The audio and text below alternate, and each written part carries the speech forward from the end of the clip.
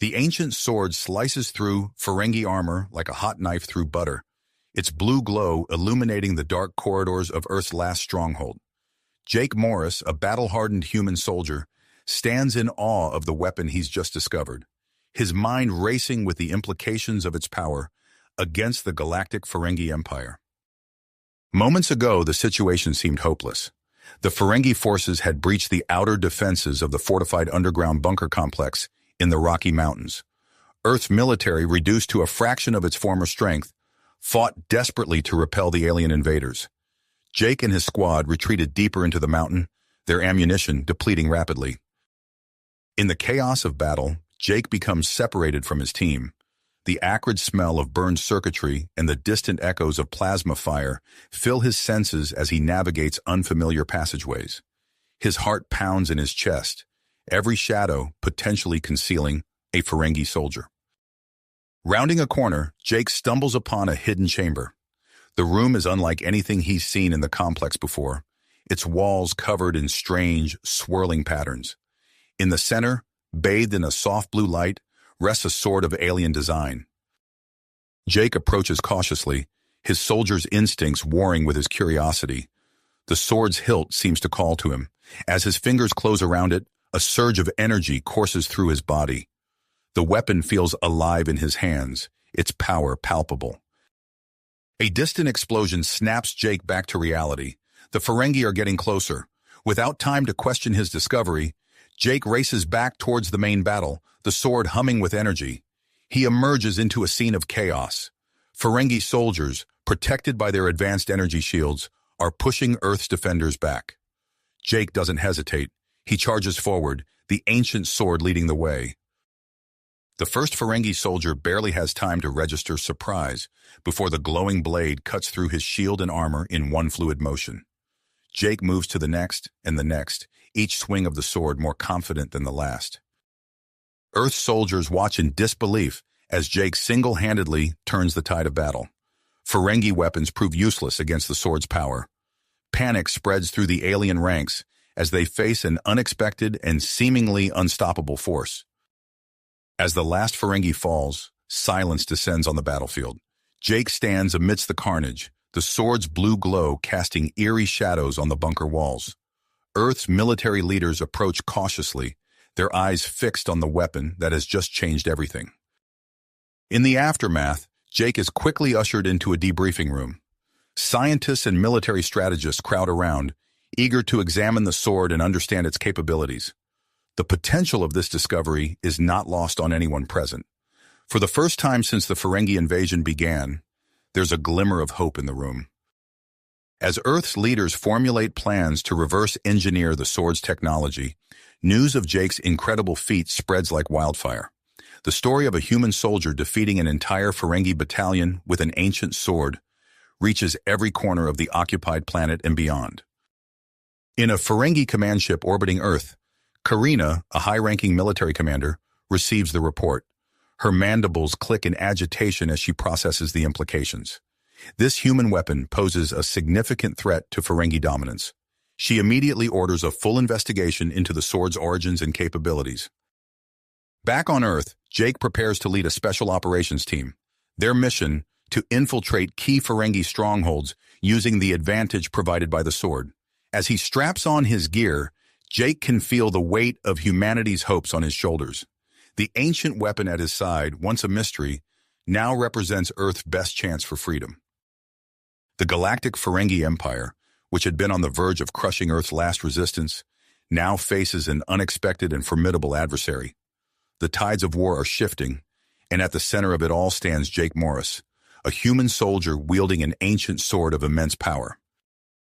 As the echoes of battle faded and the gravity of Jake's discovery settled in, Earth's military leadership wasted no time mobilizing their resources. The ancient sword, once a mysterious artifact, now represented humanity's best hope against the Galactic Ferengi Empire. Deep within the Rocky Mountain complex, a flurry of activity commenced. General Hawkins, the grizzled commander of Earth's remaining forces, ordered the immediate establishment of a top-secret research facility.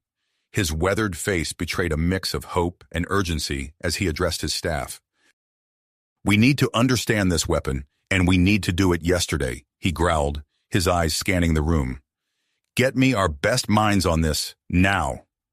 Within hours, Dr. Sarah Chen, Earth's foremost weapons engineer, arrived at the facility. Her reputation preceded her, brilliant, relentless, and unorthodox in her approach to problem-solving. As she examined the sword, her eyes widened with excitement. This technology, it's unlike anything we've ever seen, she murmured, her fingers hovering over the blade's surface. The energy signature is off the charts. Jake watched from the corner of the room, still processing the events of the past few hours. His hands tingled, remembering the surge of power he felt when wielding the sword. As Dr. Chen began her analysis, Jake found himself drawn into a rigorous training regimen. Day after day, he honed his skills with the sword, pushing himself to the limits. It wasn't long before he noticed something extraordinary. The more he used the weapon, the stronger he felt. His reflexes sharpened, his strength increased, and his senses became heightened. During one particularly intense session, Jake felt a strange sensation coursing through his body. The sword's blue glow seemed to pulse in sync with his heartbeat. Alarmed, he reported this to Dr. Chen. Fascinating, she said, her eyes alight with curiosity. It seems the sword is bonding with you on a cellular level. This could be some form of advanced nanotechnology, interfacing directly with your biology. As Jake continued his training, Dr. Chen and her team worked tirelessly to unravel the secrets of the sword. Their efforts bore fruit when they successfully created a prototype energy shield capable of withstanding Ferengi weapons. The breakthrough sent a wave of excitement through the Earth's remaining military forces. For the first time since the invasion, they had a tangible advantage against their alien oppressors. Unbeknownst to the humans, their activities had not gone unnoticed.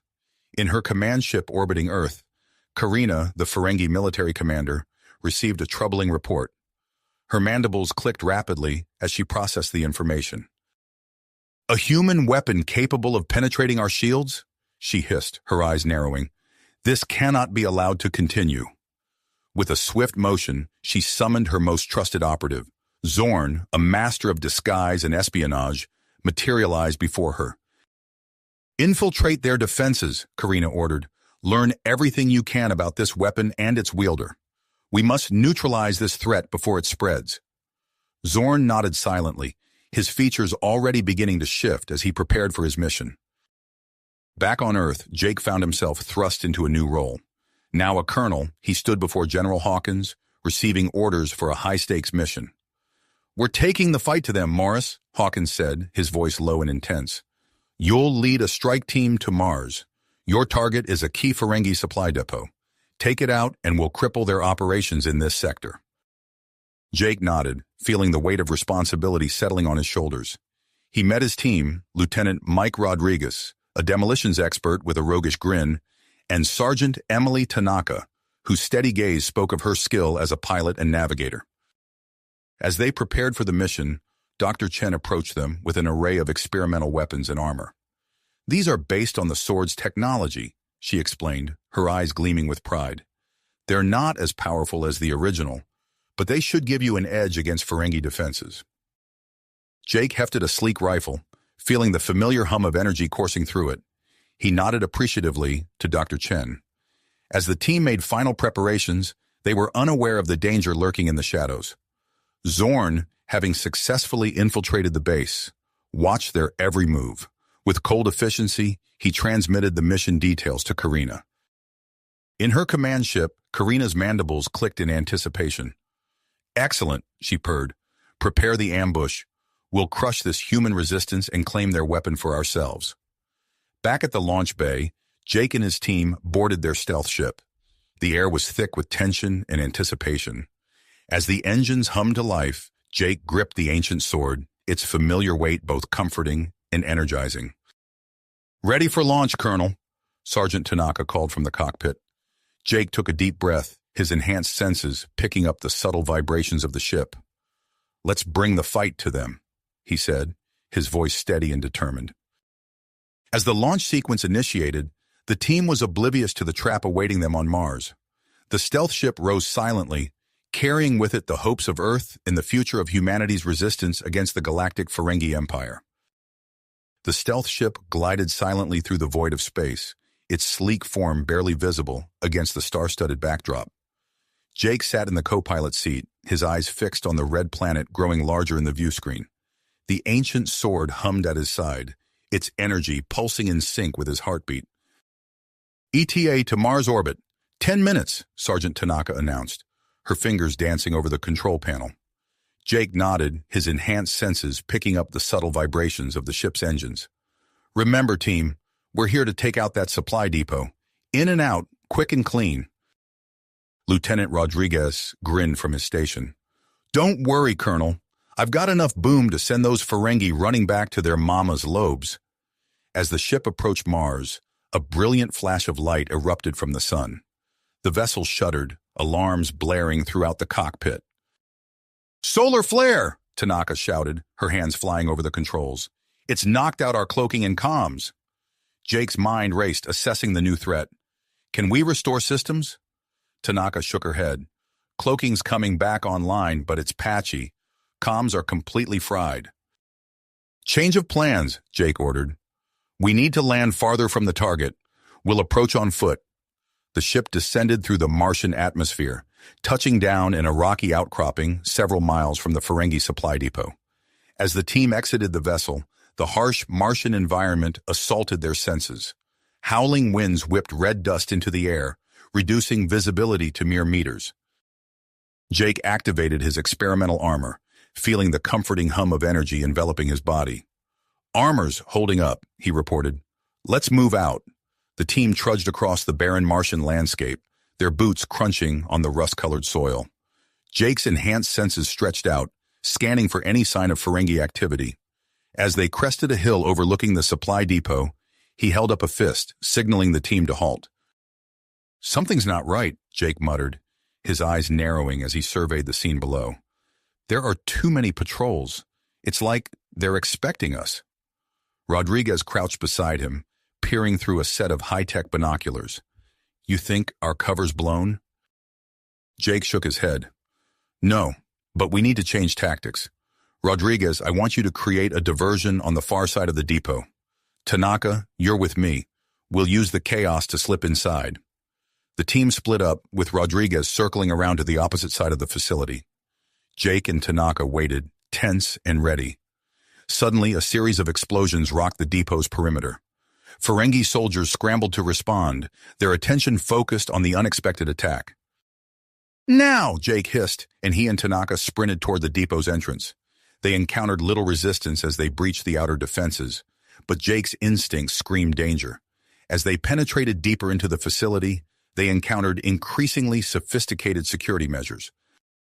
These defenses, Tanaka panted as they ducked behind a corner, avoiding a patrol. It's like they were designed specifically to counter our tech. Jake nodded grimly. They've been busy. We need to find the main storage area and plant the charges. As they rounded another corner, Jake froze. His enhanced senses picked up a familiar energy signature, similar to his own sword, but somehow different. He followed the sensation, leading them to a heavily fortified door. Cover me, Jake ordered, unsheathing his sword. The blade hummed to life, its blue glow intensifying as he approached the door. With a single, fluid motion, he sliced through the reinforced metal. The door fell away, revealing a hidden chamber. In the center, bathed in an eerie red light, stood a pedestal. And on that pedestal rested a sword that mirrored Jake's own. Impossible, Tanaka breathed, her eyes wide. Before Jake could respond, alarms blared throughout the facility. A force field shimmered into existence, enveloping the entire depot. A cold, familiar voice echoed through the chamber. Welcome, humans. I've been expecting you. Commander Karina stepped into view, flanked by a squad of elite Ferengi warriors. Each carried a weapon that pulsed with an energy signature similar to Jake's sword. I must thank you for bringing the original to us. Karina purred, her mandibles clicking in anticipation. Now we can complete our research. Jake raised his sword, its blue glow intensifying in response to the Ferengi weapons. You'll have to take it from me first. Karina's eyes narrowed. With pleasure. The chamber erupted into chaos as Jake and Tanaka found themselves locked in combat with Karina and her elite guard. The clashing energies of the human and Ferengi weapons created arcs of destructive power, tearing through the facility's structure. Jake felt his sword's power growing exponentially, feeding off the energy of its Ferengi counterpart. His movements became faster, his strikes more powerful, but with each passing moment, he could feel the strain on his body increasing. Outside the depot, Rodriguez watched in horror as the energy field cut off his teammates from escape. He knew he had to act fast to save them. But how? Inside, Jake parried another blow from Karina, the impact sending shockwaves through the chamber. As parts of the ceiling began to collapse around them, he realized they were running out of time. With the fate of the mission hanging in the balance, Jake knew he had to find a way to complete their objective and escape before the sword's growing power overwhelmed him.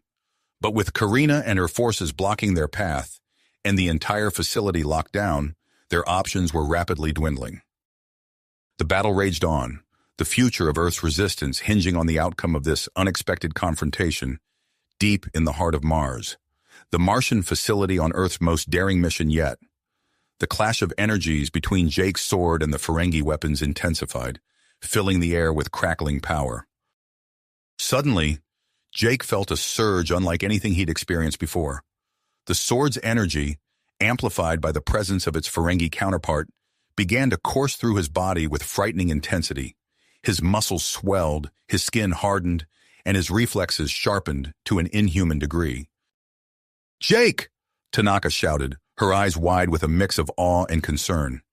He barely heard her, lost in the rush of power. With newfound strength, Jake pushed back against Karina's elite guard. His movements became a blur, his strikes devastating. Ferengi warriors flew across the room, their advanced armor crumpling under Jake's enhanced blows. Tanaka, realizing the danger of Jake's unchecked power, fought her way through the chaos. She spotted the chamber containing the Ferengi sword prototype and made a split-second decision. Dodging energy blasts and falling debris, she reached the pedestal and grabbed the alien weapon. The moment her fingers closed around the hilt, she felt a jolt of energy. It was different from Jake's sword, but undeniably powerful. Tanaka hefted the weapon, its red glow pulsing in response to her touch.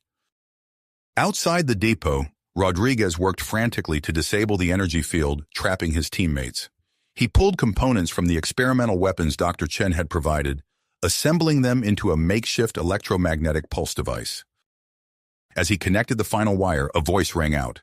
"Halt, human!" Rodriguez spun to see a patrol of Ferengi soldiers, weapons trained on him. Without hesitation, he dove behind a nearby boulder as energy blasts scorched the ground where he'd been standing. Inside the facility, Karina's mandibles clicked rapidly as she assessed the situation. Jake's increasing power posed a threat she couldn't ignore. "Fall back," she ordered her forces. "Initiate self-destruct sequence." Alarms blared throughout the depot as a countdown began. Jake, his mind clouded by the sword's influence, fought his way to the central control room. He inserted a data chip, beginning the download of crucial Ferengi military intelligence. Tanaka burst into the room, the Ferengi sword prototype clutched in her hand. "Jake, we need to go." As she approached, the two ancient weapons reacted. A swirling vortex of energy engulfed Jake, blue and red energies intertwining. The maelstrom of power seemed to stabilize him, allowing Jake to regain some control over his enhanced form. 5 minutes until self-destruct, an automated voice announced. Outside, Rodriguez saw his opening. He activated the EMP device, praying it would work. A pulse of energy erupted from the makeshift contraption, temporarily disabling the energy field around the depot. The pulse also affected the facility's systems, buying them precious extra time. "Tanaka, Rodriguez, converge on the extraction point," Jake ordered through gritted teeth, his voice strained from the effort of controlling the sword's power. They fought their way through waves of disoriented Ferengi soldiers, Jake's enhanced abilities clearing a path. As they reached their ship, a familiar figure blocked their way. Karina stood before them, her eyes blazing with fury. "You will not leave this planet alive, humans." Jake stepped forward, now wielding both the human and Ferengi swords. The weapons hummed in unison, their energies intertwining around him. "Stand aside, Karina. This ends now." Their duel was a spectacle of impossible speed and power. Energy blasts from the swords carved trenches in the Martian soil. Jake moved with inhuman grace, matching Karina's alien reflexes, blow for blow. The facility behind them began to crumble, the self-destruct sequence nearing its conclusion. In a decisive move, Jake feinted left, then struck with blinding speed. Karina's weapon flew from her grasp, clattering across the ground. Jake stood over the disarmed Ferengi commander, both swords poised for a killing blow. Time seemed to slow as he considered his options. In a split-second decision, he lowered the weapons. "Restrain her," Jake ordered Tanaka. "She's coming with us." Tanaka quickly bound Karina's hands, the Ferengi commander hissing in anger and disbelief. "Everyone on board now!" Rodriguez shouted from the ship's entrance. They scrambled into the vessel, Jake dragging the struggling Karina with them. Rodriguez fired up the engines as the depot behind them erupted in a massive fireball. The shockwave hit their ship, alarms blaring as systems failed. "We're losing power," Rodriguez yelled, fighting with the controls. "Brace for impact!" The ship plummeted, striking the Martian surface with bone-jarring force. As the dust settled, Jake pulled himself from the wreckage, his enhanced body having protected him from the worst of the impact. He helped Tanaka and Rodriguez out, then dragged the unconscious Karina from the ship. They surveyed their surroundings. A desolate Martian landscape stretched in every direction. Their ship, badly damaged, was clearly beyond quick repair. "Well," Rodriguez said, breaking the tense silence, "I guess we're not in Kansas anymore." Jake nodded grimly, his gaze fixed on the horizon where the remnants of the Ferengi depot still burned. He could feel the power of the two swords pulsing in sync, hinting at a connection far deeper than he understood. As Karina began to stir, Jake turned to his team. "We've got a prisoner, 2 ancient weapons of immense power, and data that could turn the tide of the war. Now we just need to find a way off this planet before the Ferengi come looking for their missing commander." Tanaka checked their supplies, her expression grim. "We've got enough oxygen and rations for maybe a week. 2 if we stretch it." "Then we better start walking," Jake said, hoisting Karina to her feet. "There's bound to be another Ferengi outpost somewhere on this rock. We find it, we might just find our ticket home." As they began their trek across the barren Martian landscape, Jake couldn't shake the feeling that their discovery of the swords was just the beginning of something far larger. Whatever mysteries these ancient weapons held, he was certain of one thing: the fate of Earth, and perhaps the entire galaxy, might hinge on unlocking their secrets. With Karina as their reluctant guide and the two swords humming with terrifying power, Jake led his team into the unknown. The Martian winds whipped around them, carrying the promise of challenges yet to come and secrets waiting to be uncovered. The Martian winds howled around them as Jake led his team across the barren landscape. With each step, the two swords at his sides pulsed with energy, their power a constant reminder of the weight of their mission. "There," Jake said, pointing to a distant outcropping. "We'll make camp there for the night." As they settled into the makeshift shelter, Tanaka examined their dwindling supplies. "We've got maybe 3 days of rations left," she reported grimly. Jake nodded, his eyes fixed on the horizon. "We need to find Olympus Base. It's our only chance of getting off this rock." Karina, still bound but alert, tilted her head. "Olympus Base? You humans have a secret outpost on Mars?" "Shut it!" Rodriguez growled, keeping his weapon trained on the Ferengi commander. As night fell, Jake took first watch. The twin moons of Mars cast an eerie glow over the rust-colored landscape. Suddenly, he felt a familiar tingle in his hands. The swords were reacting to something. A low-level energy field shimmered into existence around their camp, creating a protective bubble. Jake's eyes widened as he realized the implications. "Guys, wake up," he called to his team. "You need to see this." Tanaka and Rodriguez stirred, their expressions changing from groggy to amazed as they saw the energy field. "What is it?" Tanaka asked, reaching out to touch the shimmering barrier. Jake shook his head. "I'm not sure, but I think the swords are protecting us." As dawn broke, they set out again, the energy field moving with them. It seemed to shield them from the worst of Mars's environmental hazards, allowing them to conserve their suit resources and move more quickly. Hours into their journey, a massive wall of dust appeared on the horizon. The Martian dust storm bore down on them with terrifying speed. "We'll never outrun it," Rodriguez shouted over the rising wind. Jake gripped both swords tightly, feeling their power surge through him. He raised them high, and the energy field around them intensified, forming a solid dome. The storm hit with the force of a freight train, but inside their protective bubble, the team remained unscathed. Karina watched Jake with a mixture of fear and fascination. "I've never seen anything like this," she murmured. As the storm passed, they pressed on towards Olympus Mons, its massive peak now visible in the distance. But their progress was cut short by the sound of engines. "Ferengi search party," Jake hissed, ushering the team into a network of narrow canyons. They weaved through the twisting passages, the sound of Ferengi weapons fire echoing off the canyon walls. Suddenly, the ground beneath them shook violently.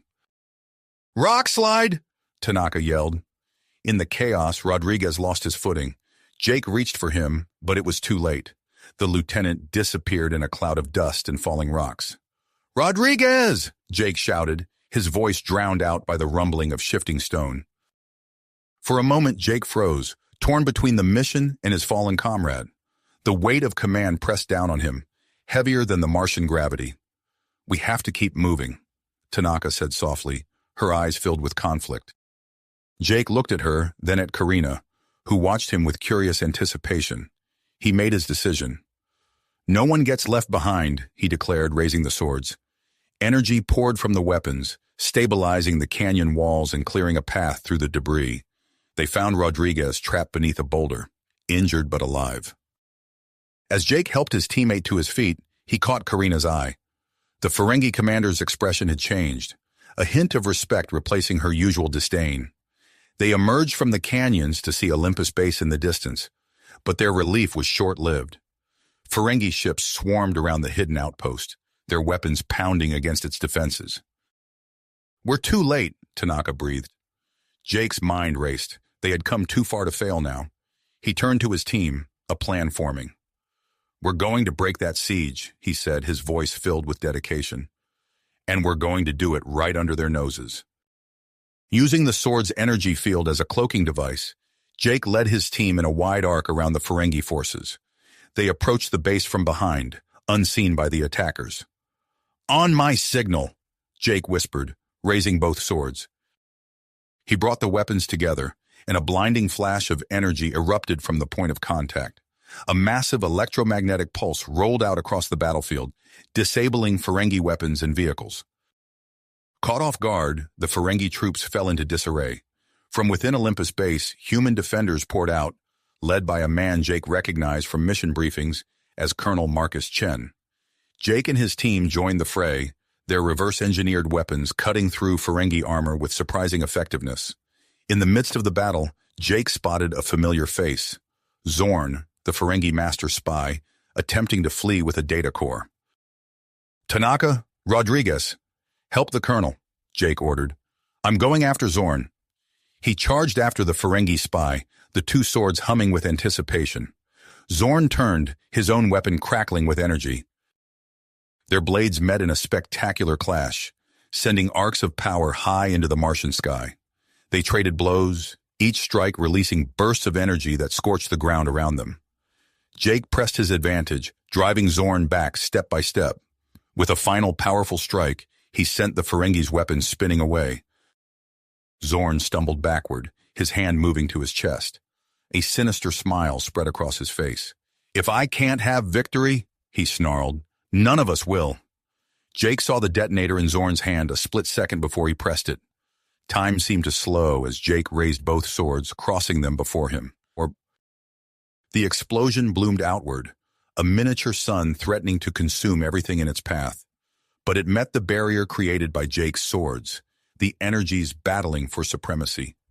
Jake gritted his teeth, pouring every ounce of his will into containing the blast. The swords grew hot in his hands, their power surging to levels he had never experienced before. With a final titanic effort, Jake forced the explosion in on itself. The resulting implosion sent a shockwave across the Martian surface, but Olympus Base and its defenders remained unscathed. As the dust settled, Jake swayed on his feet. The world around him began to blur, the strain of controlling both swords finally overtaking him. He fell to his knees, dimly aware of Tanaka and Rodriguez rushing to his side. As consciousness slipped away, strange visions flashed before his eyes, glimpses of an ancient civilization, vast and powerful, that had once spanned the galaxy. The last thing Jake saw before darkness took him was Colonel Chen barking orders, preparing for an immediate evacuation. Then everything faded to black, leaving Jake adrift in a sea of ancient memories not his own, the true nature of the sword's power only beginning to reveal itself. Jake's eyes fluttered open, the harsh light of the medical bay assaulting his senses. He blinked rapidly, trying to focus on his surroundings. The last thing he remembered was the explosion, the swords, and then darkness. "Welcome back to the land of the living, Captain Morris," a voice said from his left. Jake turned his head, wincing at the stiffness in his neck. A man in a white coat stood beside his bed, checking a monitor. "Dr. Marcus Chen," the man introduced himself. "You've been unconscious for 3 days." Jake tried to sit up, but his body felt heavy, as if he'd been hit by a truck. "3 days?" he croaked, his voice rough from disuse.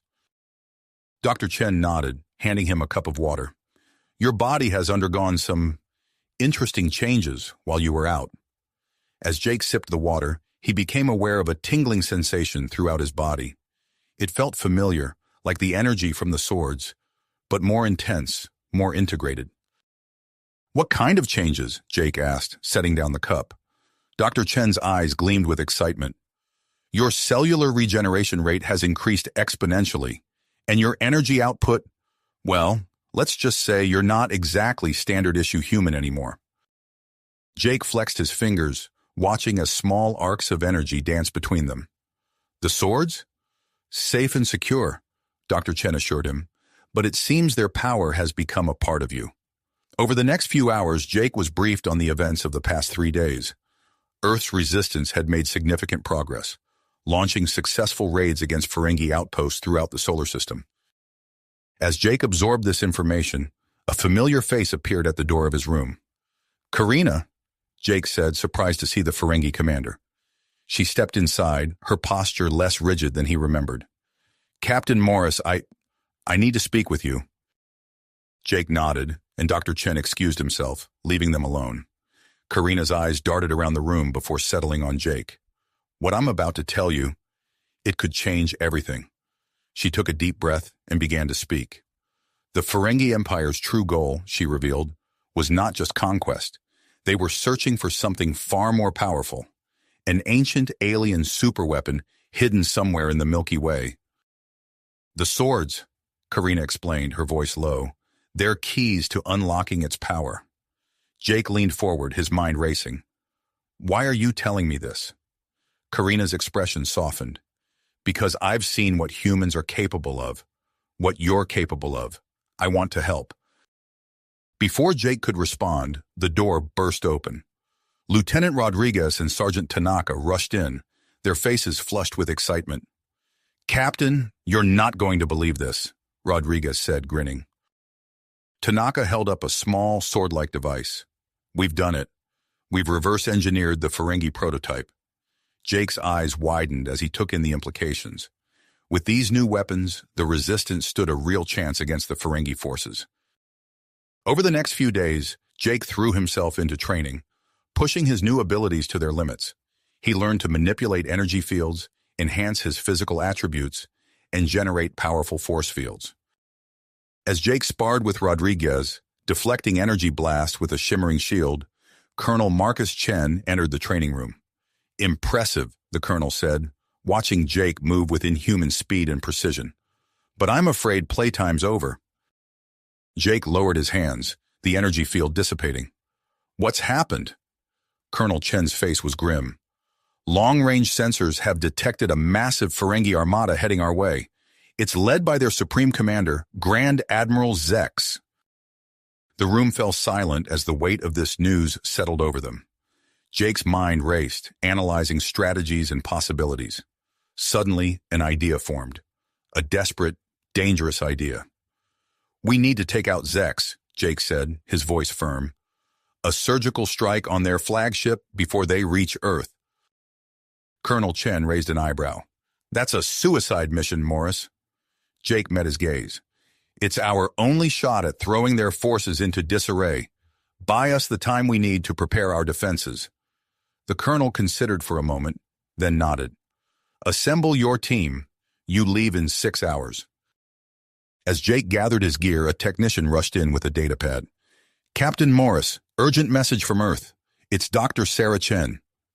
Jake activated the pad, but the message was garbled, cutting in and out. Jake, discovered, locate the superweapon, your swords, data, Ferengi prototype. The message cut off abruptly, leaving Jake with more questions than answers. As he boarded the specially modified stealth ship with his team, Rodriguez, Tanaka, Karina, and a squad equipped with the new mini-swords, Jake couldn't shake the feeling that they were on the cusp of something much bigger than just this mission. The ship's engines hummed to life, and Jake gripped the hilts of his swords. As they prepared to launch into the void of space, towards the approaching Ferengi armada, he knew that the fate of Earth, perhaps the entire galaxy, rested on what they did next. The stealth ship surged forward, leaving the red planet behind. Ahead lay the vastness of space, and somewhere in that darkness, the largest Ferengi fleet humanity had ever faced. Jake took a deep breath, feeling the power of the swords pulsing in sync with his heartbeat. Whatever challenges lay ahead, he was ready to face them. The stealth ship surged forward, leaving the red planet behind. Ahead lay the vastness of space, and somewhere in that darkness, the largest Ferengi fleet humanity had ever faced. Jake took a deep breath, feeling the power of the swords pulsing in sync with his heartbeat. Whatever challenges lay ahead, he was ready to face them. As they ventured deeper into space, the tension in the ship was palpable. Rodriguez monitored the sensors, his eyes darting across the screens. Suddenly, an alarm blared, shattering the silence. "Ferengi patrol vessel, dead ahead!" Rodriguez shouted, his fingers flying over the controls. Jake's mind raced. If they were detected, the entire mission would be compromised before it even began. He closed his eyes, reaching deep within himself to tap into the power of the ancient swords. "Everyone, brace yourselves," he commanded, raising both weapons. Energy surged through Jake's body, radiating outward in waves. The air around the ship shimmered and distorted as an enormous energy field enveloped the vessel. The strain was immediate and intense. Jake felt as if his very cells were on fire. "We're off their sensors," Tanaka reported, her voice tinged with awe. "They can't see us." The Ferengi patrol ship passed by, oblivious to their presence. As the immediate danger faded, Jake lowered the swords, his body trembling with exhaustion. He slumped in his seat, sweat beading on his forehead. "Jake, are you all right?" Karina asked, concern evident in her voice. He nodded weakly. "I'll be fine. We need to keep moving." As they approached the massive Ferengi armada, the true scale of their task became apparent. Hundreds of ships filled the viewport, a metallic swarm dwarfing their tiny vessel.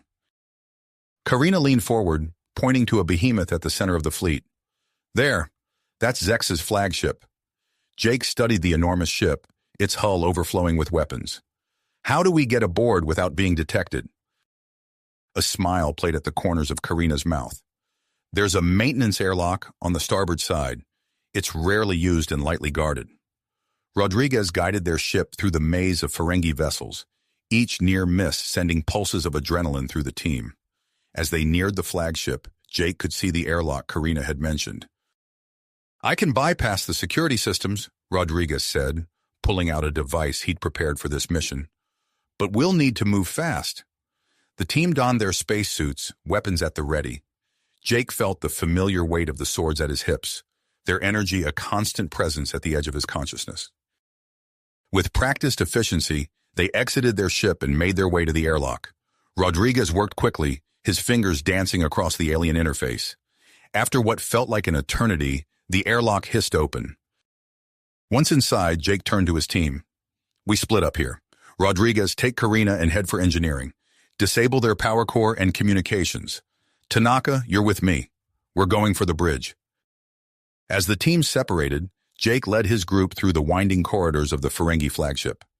The first few encounters with Ferengi crew members were swift and silent, the humans using their advanced weaponry to incapacitate rather than kill. However, as they progressed deeper into the ship, alarms began to blare. The element of surprise was gone. "Looks like they know we're here," Tanaka said, readying her mini-sword. Jake nodded grimly. "Then we fight our way through." The corridors became a battleground. Ferengi soldiers poured in from all directions, their energy weapons filling the air with sizzling bolts. Jake moved with inhuman speed, his swords creating a whirlwind of energy that deflected incoming fire and cut down opponents with ease. Tanaka and the other soldiers fought with equal skill, their mini-swords proving more than a match for Ferengi armor and weaponry. Yet for every enemy they felled, more seemed to take their place. In engineering, Rodriguez and Karina faced challenges of their own. They had successfully reached the power core, but security forces were closing in fast. "I need more time," Rodriguez said, his hands flying over the alien controls. Karina fired her weapon down the corridor, holding off the approaching Ferengi. "We don't have more time." As Jake's team neared the bridge, they encountered a new threat. A squad of Ferengi guards wielded weapons that crackled with familiar energy, prototypes based on the sword technology. The battle that ensued was unlike anything Jake had experienced. Energy clashed against energy, the corridors filling with blinding light and deafening crashes. Jake pushed himself to the limit, drawing deeply on the power of the swords to match the enhanced Ferengi weapons. In a display of raw power, Jake unleashed a wave of energy that sent the Ferengi flying. As the dust settled, he saw the bridge doors ahead. "This is it," he said to Tanaka, his voice heavy with fatigue. "Are you ready?" She nodded, her eyes filled with tenacity. "Let's end this." As they prepared to breach the bridge, Jake couldn't help but wonder about Rodriguez and Karina. Had they succeeded in their mission? Were they safe? With a deep breath, he pushed these thoughts aside. The final confrontation with Grand Admiral Zex awaited, and the fate of Earth hung in the balance. Balance. With a nod to Tanaka, Jake activated his swords, their energy humming in sync with his heightened senses. In one swift motion, he sliced through the bridge doors, revealing the command center of the Ferengi flagship. Grand Admiral Zex stood at the center, his eyes widening in shock as Jake and Tanaka burst onto the bridge. Ferengi officers scrambled for their weapons, but Jake was faster. He unleashed a wave of energy that short-circuited their systems, leaving them defenseless. "This ends now, Zex," Jake declared, leveling his sword at the Ferengi admiral. But before Jake could make his move, the ship rocked violently. Alarms blared, and the bridge erupted into chaos. "Sir, we've lost control of the power core," a Ferengi officer shouted. "It's going critical." Zex's face contorted with rage and fear. "Impossible!" he roared, turning to his console. Jake's communicator crackled to life. "Jake, it's Rodriguez. We've overloaded the core, but we're trapped in engineering. The Ferengi have us cornered." A surge of adrenaline coursed through Jake's veins. They had succeeded in their mission, but at what cost? He couldn't leave his team behind. "Tanaka, secure the bridge," Jake ordered. "I'm going after Rodriguez." Without waiting for a response, Jake dashed out of the bridge, leaving Tanaka to deal with the stunned Ferengi command staff. The corridors were a maze of flashing lights and panicked crew members as Jake raced towards engineering.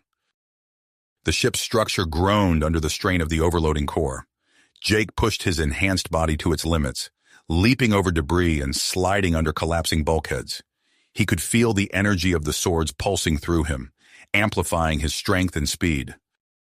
As he neared engineering, Jake encountered a squad of Ferengi guards escorting Rodriguez and Karina to an escape pod. Time seemed to slow as Jake assessed the situation. With practiced control, he channeled the sword's power, releasing a focused burst of energy that incapacitated the guards without harming his teammates. "Jake!" Rodriguez exclaimed, his face a mix of relief and exhaustion. "We thought you were—" "No time," Jake interrupted, helping Rodriguez to his feet. "We need to move. Now!" The trio fought their way back through the disintegrating ship. Jake's swords cleared a path through the chaos, deflecting falling debris and cutting through sealed doors. Every step was a battle against time, as the flagship threatened to tear itself apart. They reached the maintenance airlock, only to find it sealed and guarded by a contingent of elite Ferengi soldiers. Jake's mind raced, assessing their options. The ship wouldn't hold together much longer, and they were out of time. "Both of you, hold on to me," Jake commanded, gripping his swords tightly. Rodriguez and Karina complied, their eyes wide with a mix of trust and fear. Jake took a deep breath, focusing all his concentration on the swords. He had never attempted anything like this before, but it was their only chance. The air around them began to shimmer and distort. Jake felt an immense strain, as if his very atoms were being pulled apart. With a flash of blinding light and a sensation of freefall, they vanished from the Ferengi ship. An instant later, they materialized in the cargo hold of their stealth ship. Jake collapsed to his knees, his body trembling from the effort of creating the localized wormhole. "Holy, how did you—" Rodriguez began, but Jake cut him off with a wave. "Get us out of here," Jake gasped, fighting to stay conscious. The stealth ship disengaged from the Ferengi flagship moments before it exploded in a spectacular burst of energy. The blast created a chain reaction, damaging nearby vessels and throwing the entire armada into disarray.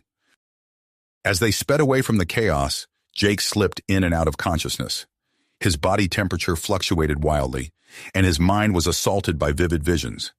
He saw glimpses of an ancient alien civilization, their technology far beyond anything he had ever imagined. At the center of it all was a weapon of unimaginable power, capable of reshaping entire galaxies. The images faded as Jake felt a cool hand on his forehead. He opened his eyes to see Dr. Sarah Chen standing over him, her face etched with concern. "Welcome back, Captain," she said softly. "You've been out for 3 days." Jake tried to sit up, but his body protested. "The mission, did we—" Dr. Chen nodded. "More successful than we could have hoped. The data Karina retrieved has given us a fighting chance. Earth's forces are preparing for a major counteroffensive as we speak." She paused, her expression growing serious. "But Jake, we need to talk about what the swords are doing to you. The changes to your cellular structure, they're accelerating." Before Jake could respond, an alarm sounded throughout the facility. Colonel Chen's voice came over the intercom, urgent and tense. "All senior staff to the command center immediately. Long-range sensors have detected an unknown alien fleet approaching the solar system. This is not a drill." Jake met Dr. Chen's gaze, the weight of their situation settling over them. As he struggled to his feet, ignoring the protest of his battered body, Jake knew that the true test of humanity's survival was only just beginning.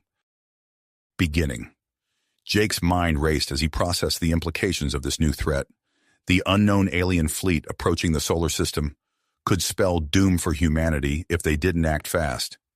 Ignoring the protests of his battered body, Jake pushed himself off the medical bed. "We need to get to the command center now," he said to Dr. Chen, his voice hoarse but determined. They hurried through the facility's corridors, the alarm still blaring overhead. As they entered the command center, Jake was struck by the palpable tension in the air. Military leaders huddled around holographic displays, their faces etched with concern. Colonel Chen looked up as they entered. "Jake, good to see you on your feet. We need every mind we can get on this."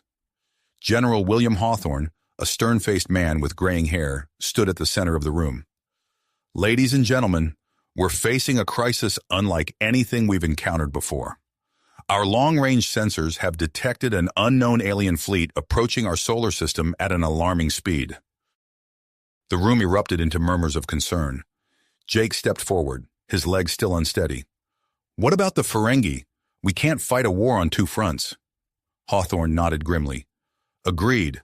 That's why we're proposing a 2-pronged approach. We'll launch a full-scale assault on the weakened Ferengi armada, pushing them out of our system. Simultaneously, we need a small team to investigate a potential game-changer." Dr. Chen stepped up, activating a holographic display. "The swords Captain Morris wields emit a unique subspace frequency. We've traced it to a location in the Kuiper Belt, specifically a dwarf planet called Eris." Jake's eyes widened as he saw the implications. "You think there's more alien tech there? Something that could help us against this new threat?" "It's our best lead," Dr. Chen confirmed, "and possibly our only hope." General Hawthorne turned to Jake.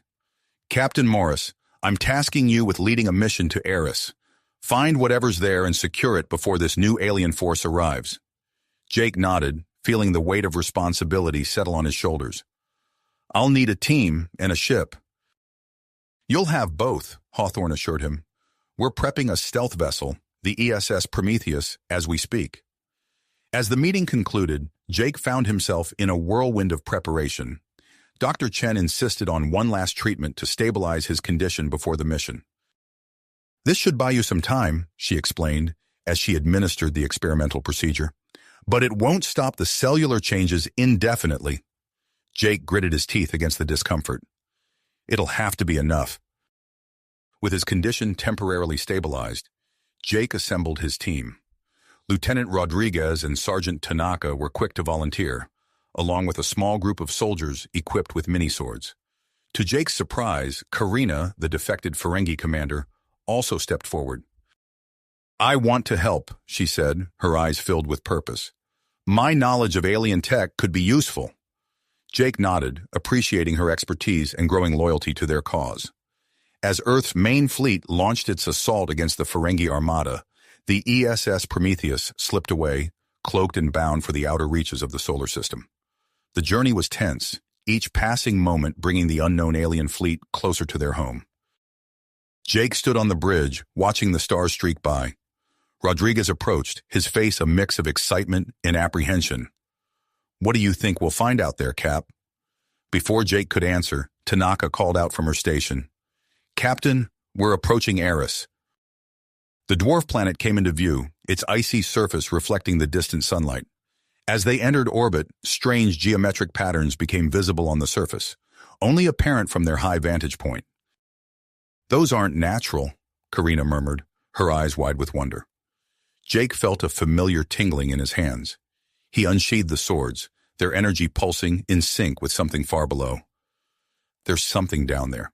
I can feel it. They landed near the source of the energy signature Jake detected. As the team stepped out onto the icy surface, Jake led them toward a section of seemingly solid ice. As he approached, the swords hummed with increasing intensity. Suddenly, the ice before them shimmered and vanished, revealing a hidden entrance. Jake exchanged glances with his team before stepping into the darkness beyond.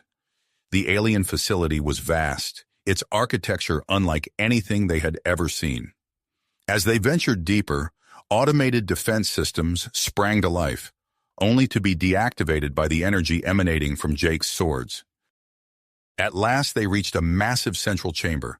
A pedestal stood at its center, with two sword-shaped recesses that seemed to call out to Jake. Without hesitation, he approached and placed the swords into the slots. The chamber came alive with light and sound. Holographic displays filled the air, showing star charts and streams of alien text. Jake felt a rush of information flooding his mind, somehow able to understand the alien language. His eyes widened in shock as he processed the information. These aliens, they're called the Archons. They're ancient conquerors who... An alarm cut him off mid-sentence. Tanaka checked her wrist computer, her face paling. Multiple ships just entered the solar system. The alien fleet, they're here. Jake's mind raced as he tried to decipher the controls of the superweapon. The fate of Earth now rested in his hands, with the Archon fleet bearing down on them and humanity's forces still engaged with the Ferengi. Time was running out, and Jake knew that his next actions would determine the future of his entire species. The alien technology surrounding them hummed with untapped power, and Jake knew they were on the cusp of something monumental. Suddenly, the facility shook violently. Tanaka's eyes widened as she checked her wrist computer. Multiple ships just entered the solar system. The alien fleet, they're here. Jake's mind raced as he tried to decipher the controls of the superweapon. The fate of Earth now rested in his hands, with the Archon fleet bearing down on them and humanity's forces still engaged with the Ferengi. Time was running out. As Jake's fingers danced over the alien controls, a flood of information poured into his mind. The swords acted as a conduit, translating the complex data into something his human brain could comprehend. He saw images of a grand civilization, spanning galaxies and eons, the Archons. This isn't just a weapon, Jake gasped, his eyes unfocused as he processed the information. It's a reality-altering device. The Archons, they've been seeding these throughout the universe, harvesting civilizations like crops. Rodriguez stepped closer, his face pale. Can we use it against them? Before Jake could answer, a hidden panel in the chamber wall slid open with a hiss. The team spun around, weapons raised, only to find a row of stasis pods. Most were empty, but one glowed with a soft, pulsing light. Karina approached cautiously, her Ferengi instincts on high alert. There's someone inside, she whispered. Jake nodded to Rodriguez, who carefully activated the release mechanism. The pod opened with a rush of cold air, revealing a slender, silvery-skinned being. Her eyes fluttered open, alien yet somehow familiar. I am Zelana, she said, her voice resonating in their minds. You wield the swords of my people. Jake helped her from the pod, noting how she seemed to shimmer in the chamber's light. Your people created this weapon? Zelana nodded, her movements fluid and graceful. We are the progenitors. We built this as a failsafe against the Archons, but they attacked before we could use it. I was left here to guide those who might one day stand against them. Another tremor shook the facility. Tanaka's voice was tight with urgency. Captain, we've got company. Archon ships are landing on the surface. Jake turned to Zelana. We need to activate this weapon now. Can you help us? The progenitor's eyes narrowed as she assessed Jake. The swords have already begun to change you. Are you prepared for what comes next? Before Jake could respond, the chamber's entrance exploded inward. Sergeant Tanaka and Karina immediately took up defensive positions, firing at the Archon troops pouring through the breach. No time for preparation, Jake growled. He raised the swords, feeling their energy pulse through his body. Tell me what to do. Zelana guided Jake to the central console, her fingers dancing over the controls. The swords began to vibrate, their energy synchronizing with the superweapon's core. Jake felt a searing pain course through his body as his cells began to restructure, adapting to channel the weapon's power. Outside, Earth's fleet engaged in a desperate battle against both the Ferengi and the newly arrived Archons. General Hawthorne's voice crackled over the comms, strained but determined. Whatever you're doing down there, Morris, make it count. We can't hold them off much longer. As Jake struggled to maintain his connection to the weapon, a new presence entered the chamber. A towering figure clad in gleaming black armor strode through the chaos of battle. Archon troops parted before him, bowing their heads in reverence. Zar Keth, Zelana whispered, fear evident in her voice. The supreme commander of the Archon fleet. The alien leader's eyes locked onto Jake, burning with an otherworldly intensity. Jake felt the assault on his mind before Zarketh even moved, a wave of psychic energy threatening to overwhelm him. Jake gritted his teeth, channeling the sword's power to resist the attack. He knew he couldn't hold out forever, but he only needed a few more moments. Now, Jake! Zelana shouted, her hands flying over the controls. Jake plunged the swords into the console, feeling as if his very essence was being pulled into the weapon. A blinding light erupted from the chamber's core, expanding rapidly to engulf the facility, then Eris, and finally the entire solar system. As the light faded, Jake found himself changed. The energy of the superweapon coursed through his veins, the swords now an extension of his being. Around him, his team members stared at their hands in wonder, newfound power tingling at their fingertips. Across the solar system, human soldiers found themselves imbued with extraordinary abilities. Ships that were moments from destruction suddenly blazed with renewed energy, turning the tide against their enemies. But the battle was not nearly finished. Zarketh, momentarily stunned by the weapon's activation, recovered quickly. His eyes blazed with fury as he launched himself at Jake, psychic energy crackling around his massive form. Jake met the Archon leader's charge, the swords singing with power. Their clash sent shockwaves through the facility, threatening to tear Eris apart at its very foundations. As they fought, Jake could feel the superweapon's energy continuing to spread throughout the galaxy. He knew that the outcome of this battle would determine not just the fate of humanity, but the very nature of existence itself. With a mighty swing, Jake parried Zarketh's attack, sending the Archon commander stumbling backward. But the alien recovered quickly, his psychic assault redoubling in intensity. Jake felt his newly enhanced mind straining under the onslaught, even as the swords pulsed with unimaginable power. The future of the cosmos hung in the balance as Jake and Zarketh circled each other, preparing for their next exchange. The battle for Eris and the future of all species had only just begun. The clash between Jake and Zarketh sent shockwaves through the facility, each impact threatening to tear the structure apart. Jake's newly enhanced reflexes allowed him to parry the Archon leader's lightning-fast strikes, while his own attacks left deep gouges in Zarketh's armor. As they fought, Jake felt the superweapon's energy continuing to spread throughout the solar system. Through his connection to the swords, he sensed the transformation happening to Earth's forces.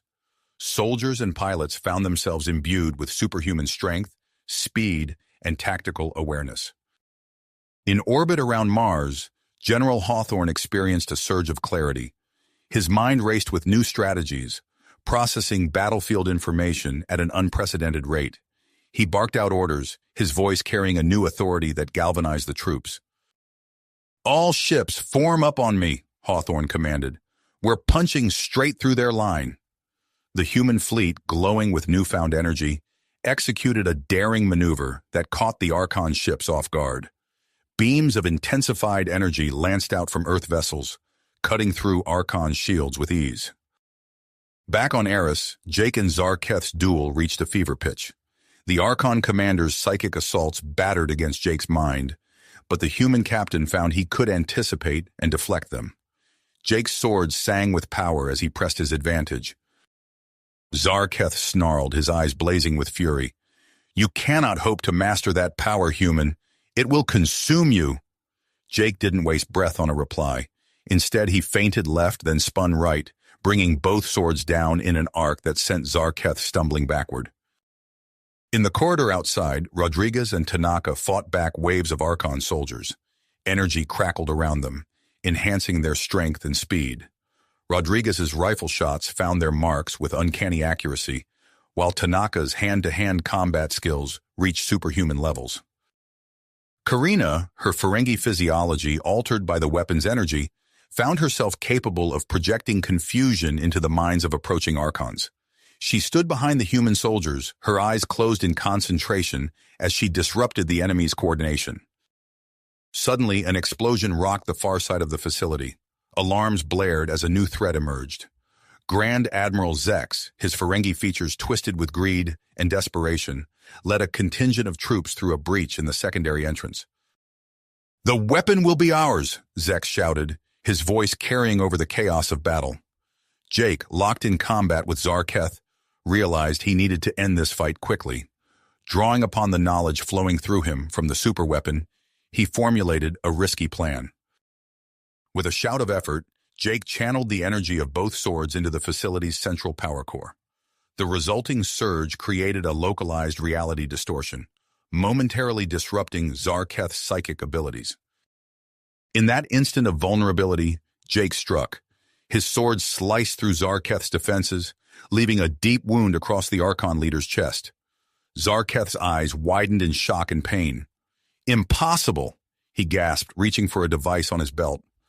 With a flash of light, Zarketh vanished, teleported back to his command ship. Jake had no time to savor his victory. He sprinted towards the sounds of renewed fighting, where his team faced off against Zex's Ferengi forces. As he ran, he felt the facility's systems fluctuating wildly, the superweapon's energy becoming increasingly unstable. He arrived to find Rodriguez and Tanaka engaged in a fierce firefight with the Ferengi troops. Energy weapons flashed back and forth, leaving scorch marks on the ancient walls. Karina stood to the side, her face contorted in concentration as she attempted to confuse the Ferengi minds. Zex himself strode forward, a massive energy pistol in each hand. "Stand aside, humans. That weapon is worth more than your entire species." Before Jake could respond, a pulse of energy washed through the chamber. All energy weapons, both human and Ferengi, suddenly went dead. Zilana's voice came over the facility's communication system. "I've neutralized all energy weapons in this sector," she announced. The facility cannot withstand much more weapons fire.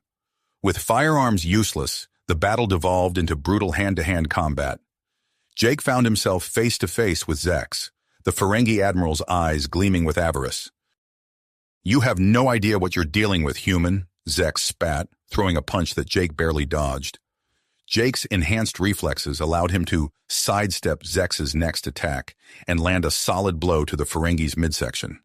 "Neither do you," he retorted. As they grappled, Jake became aware of a new development in space. The Ferengi fleet, outmatched by the enhanced human ships and the superior Archon technology, began to retreat. However, their withdrawal was cut short as a massive interdimensional rift opened near Saturn.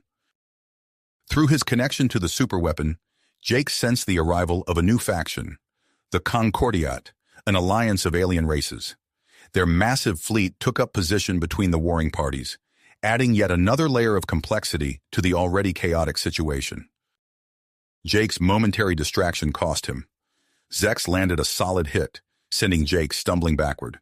The Ferengi Admiral used the opportunity to reach for a control panel on the wall.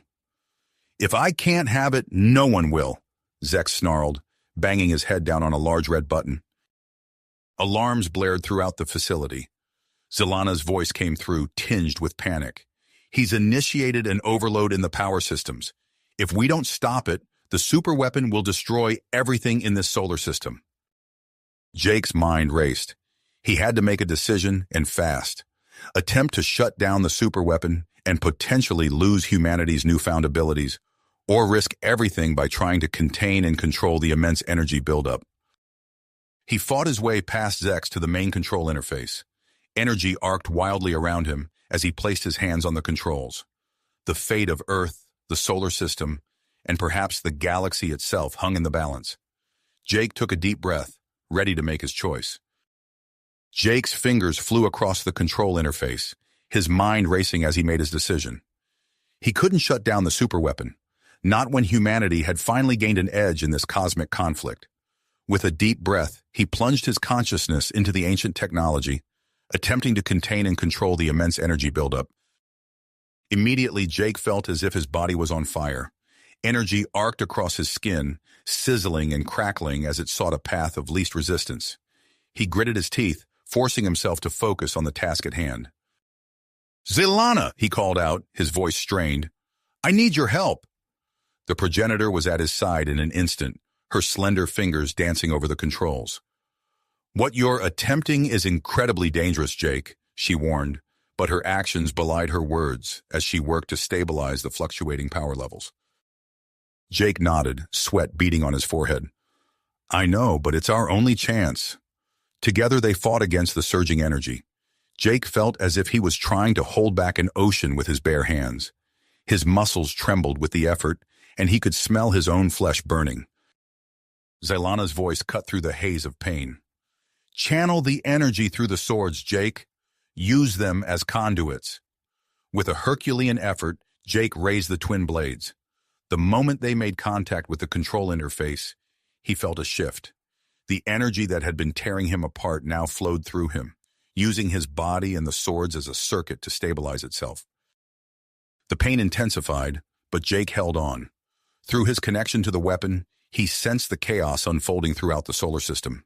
He saw Earth's enhanced fleet, led by General Hawthorne, executing maneuvers that defied conventional tactics. He felt the arrival of the Concordiat, their massive ships emerging from the interdimensional rift near Saturn. Just when Jake thought he couldn't hold on any longer, the energy surge began to subside. The alarms quieted, and the facility's lights steadied. "You did it," Zelana breathed, her eyes wide with amazement. Jake tried to respond, but the words wouldn't come. His vision blurred, and he felt himself falling. The last thing he saw before darkness took him was Rodriguez tackling the Ferengi Grand Admiral Zex to the ground. Jake drifted in and out of consciousness, catching glimpses of activity around him. He heard Karina's voice, tense with concentration as she interrogated Zex. Sergeant Tanaka's gruff tones carried orders to secure the facility. Through it all, he felt a strange tingling throughout his body, as if the energy he had absorbed was still working its way through his system. When Jake finally regained full consciousness, he found himself propped up against a wall. Zelana knelt beside him, her expression a mixture of concern and fascination. "How long was I out?" Jake asked, his voice hoarse. "Nearly an hour," Zelana replied. "Jake, you need to see this." She held up a reflective panel, and Jake gasped at his reflection. His skin had taken on a faint metallic sheen, and when he raised his hand, he saw tiny arcs of energy dance between his fingertips. "What's happened to me?" he whispered. Zelana's voice was filled with wonder. "You've become a living extension of the superweapon. The energy you absorbed has fundamentally altered your physiology." Before Jake could process this information, Rodriguez approached, his face grim. "Captain, we've got a situation. The Concordiat fleet is requesting a meeting. They want representatives from all factions. Us, the Archons, and the Ferengi." Jake struggled to his feet, feeling a new strength coursing through him. "Then we'd better not keep them waiting. What's the status of our forces?" "General Hawthorne has ordered a ceasefire," Rodriguez reported. "The Archons have backed off too. That Concordiat flagship is... well, sir, it's like nothing I've ever seen." Jake nodded, his mind already racing with the implications. "All right, Rodriguez, I want you to take Zex back to Earth. Brief our leaders and bring a delegation to the negotiations. Tanaka, Karina, you're with me. Zelana, I'd like you to come as well. We'll need your expertise." As they made their way out of the facility, Jake couldn't help but marvel at how quickly everything had changed. Just days ago, he had been a standard human soldier. Now he could feel the power of an ancient superweapon thrumming through his veins. They emerged onto the surface of Eris, where a sleek Concordiat shuttle waited. As Jake and his team approached the vessel, he took one last look at the facility behind them. It stood silent now, its immense power dormant, but far from gone. The shuttle door opened with a soft hiss, revealing an interior that seemed to defy the laws of physics. As Jake stepped inside, he felt a subtle shift, as if he had crossed a threshold into a new era of possibility. "Ready?" he asked his team, receiving nods from Tanaka and Karina. Zelana's eyes shimmered with an unreadable emotion as she took her seat. As the shuttle lifted off, Jake gazed out the viewport at the massive Concordiat flagship that dominated the view. Its hull seemed to shimmer and shift, hinting at technologies far beyond human understanding. Jake flexed his fingers, watching the energy dance across his skin. Whatever came next, he knew that nothing would ever be the same. The journey that had begun with the discovery of the progenitor facility on Eris was a long way to go. As the shuttle approached the enormous Concordiat vessel, Jake steeled himself for the negotiations that would shape the future of humanity and the galaxy itself. As the shuttle approached the enormous Concordiat vessel, Jake steeled himself for the negotiations that would shape the future of humanity and the galaxy. The moment they crossed the threshold into the shuttle, Jake's enhanced senses came alive with a rush of new information. The interior was unlike anything he had ever seen. Sleek, organic-looking controls pulsed with soft light, responding to the slightest touch. The hull, seemingly transparent, offered a breathtaking panoramic view of space. Jake could perceive shimmering energy fields emanating from every surface, creating a web of power that his mind could now interpret. "This is incredible," Karina breathed, her eyes wide as she took in the alien technology. Sergeant Tanaka remained stoic, but Jake noticed a slight tremor in the man's hand as he gripped his seat. Zelana, by contrast, seemed perfectly at ease, her eyes gleaming with recognition. As they neared the flagship, Jake's perception expanded. He could sense the vast energy signature of the vessel, dwarfing anything he had encountered before. The name Harmonious Equilibrium floated into his mind, as if whispered by the ship itself. The shuttle docked with barely a whisper, and they were escorted to a grand meeting chamber. Jake's team found themselves in a sea of diverse alien life. Humans, Archons, and Ferengi delegates were present, but they were outnumbered by species Jake had never seen before. Beings of all shapes, sizes, and colors filled the room, their energy signatures creating a tapestry of power that Jake could now perceive. At the center of it all stood Admiral Zarlon, a towering figure with iridescent scales and 4 arms. His presence commanded attention, and when he spoke, the chamber fell silent. "Delegates of the galaxy," Zarlon's voice resonated with authority. "We gather in the wake of events that have shaken the very foundations of our cosmic order. The activation of the superweapon on Eris is not an isolated incident. Similar devices have awakened across the galaxy, ushering in an era of unprecedented change." Murmurs rippled through the assembly. Jake caught snippets of fear, excitement, and calculation in the minds around him. He focused on the Archon delegation, sensing a roiling undercurrent of anger and resentment. Their defeat at Eris still stung, and Jake could feel their desire for revenge simmering beneath the surface. As Admiral Zarlon outlined his proposal for a new galactic council, Jake found himself instinctively reaching out with his newfound abilities. He could feel the energy fields around the room, the subtle interplay of emotions and intentions. With a thought, he began to manipulate these fields, easing tensions and promoting a sense of calm. The effect was subtle but noticeable. Heated arguments cooled, and even the Archons seemed less agitated. Jake caught Xylena watching him with a mixture of pride and concern. During a recess, Xylena pulled Jake aside. "You're adapting quickly to your new abilities," she said, her voice low. "But remember, Jake, the progenitors always intended for this moment. The superweapon was meant to elevate younger species, to prepare them for the challenges ahead. But power without wisdom can be dangerous. You must be careful not to repeat the mistakes of others."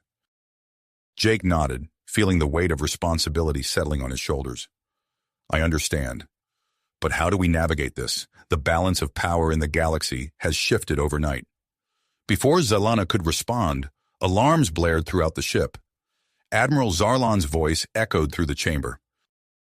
"Attention all delegates. Long-range sensors have detected a massive fleet approaching from the outer reaches of the solar system. We believe them to be the Voidborn, a race long hidden from galactic affairs. Their intentions are unknown, but their approach suggests hostility. We must reconvene immediately to address this new threat." The chamber erupted into chaos. Jake could feel waves of fear and uncertainty washing over the delegates. The Archons, he noted, seemed almost pleased by the disruption. As the emergency session began, Jake stepped forward. Drawing upon the knowledge imparted by the progenitor technology in his connection to the superweapon, he addressed the assembly. "Delegates, we face a threat unlike any we've encountered before, but we also have an opportunity. The superweapon has given us new abilities, new potential. I propose we use these gifts to create a united defense force, combining the strengths of each species represented here." Skepticism radiated from many delegates, but Jake pressed on. Focusing his energy, he created a temporary psychic link between key representatives. For a brief moment, they shared knowledge, experience, and understanding. The effect was profound. "This is what we can achieve together," Jake said as the link faded. "United, we stand a chance against the Voidborn. Divided, we fall." As debates erupted, Jake sensed a new tension from the human delegation. General Victor Ramirez, his face flushed with anger, argued vehemently for using Earth's new powers to dominate rather than cooperate. "We have the advantage now," Ramirez insisted. "Why should we share it with species that would have seen us subjugated or destroyed?" Jake felt torn between his loyalty to humanity and his growing understanding of the bigger picture. The fate of not just Earth, but the entire galaxy hung in the balance. As arguments raged around him, Jake's enhanced senses detected something else. The Voidborn fleet was closer than anyone realized, and they were not slowing down. Time was running out. With the weight of his newfound power and the legacy of the progenitors pressing upon him, Jake knew he had to act. The next few moments would shape the course of galactic history, and he found himself at the center of it all. The harmonious equilibrium shuddered slightly, its sensors straining to gather more data on the approaching Voidborn fleet. Jake could feel the ship's energy fluctuating, mirroring the tension in the chamber. He took a deep breath, preparing to make his case one final time. Jake's enhanced senses detected something else. The Voidborn fleet was closer than anyone realized, and they were not slowing down. Time was running out. With the weight of his newfound power and the legacy of the progenitors pressing upon him, Jake knew he had to act. The next few moments would shape the course of galactic history, and he found himself at the center of it all. Taking a deep breath, Jake stepped forward, his skin still shimmering with residual energy from the superweapon. The chamber fell silent as all eyes turned to him. "Delegates," Jake began, his voice steady despite the gravity of the situation. "We face an imminent threat that requires immediate action. The Voidborn fleet approaches, and our individual strengths will not be enough to face this unknown enemy.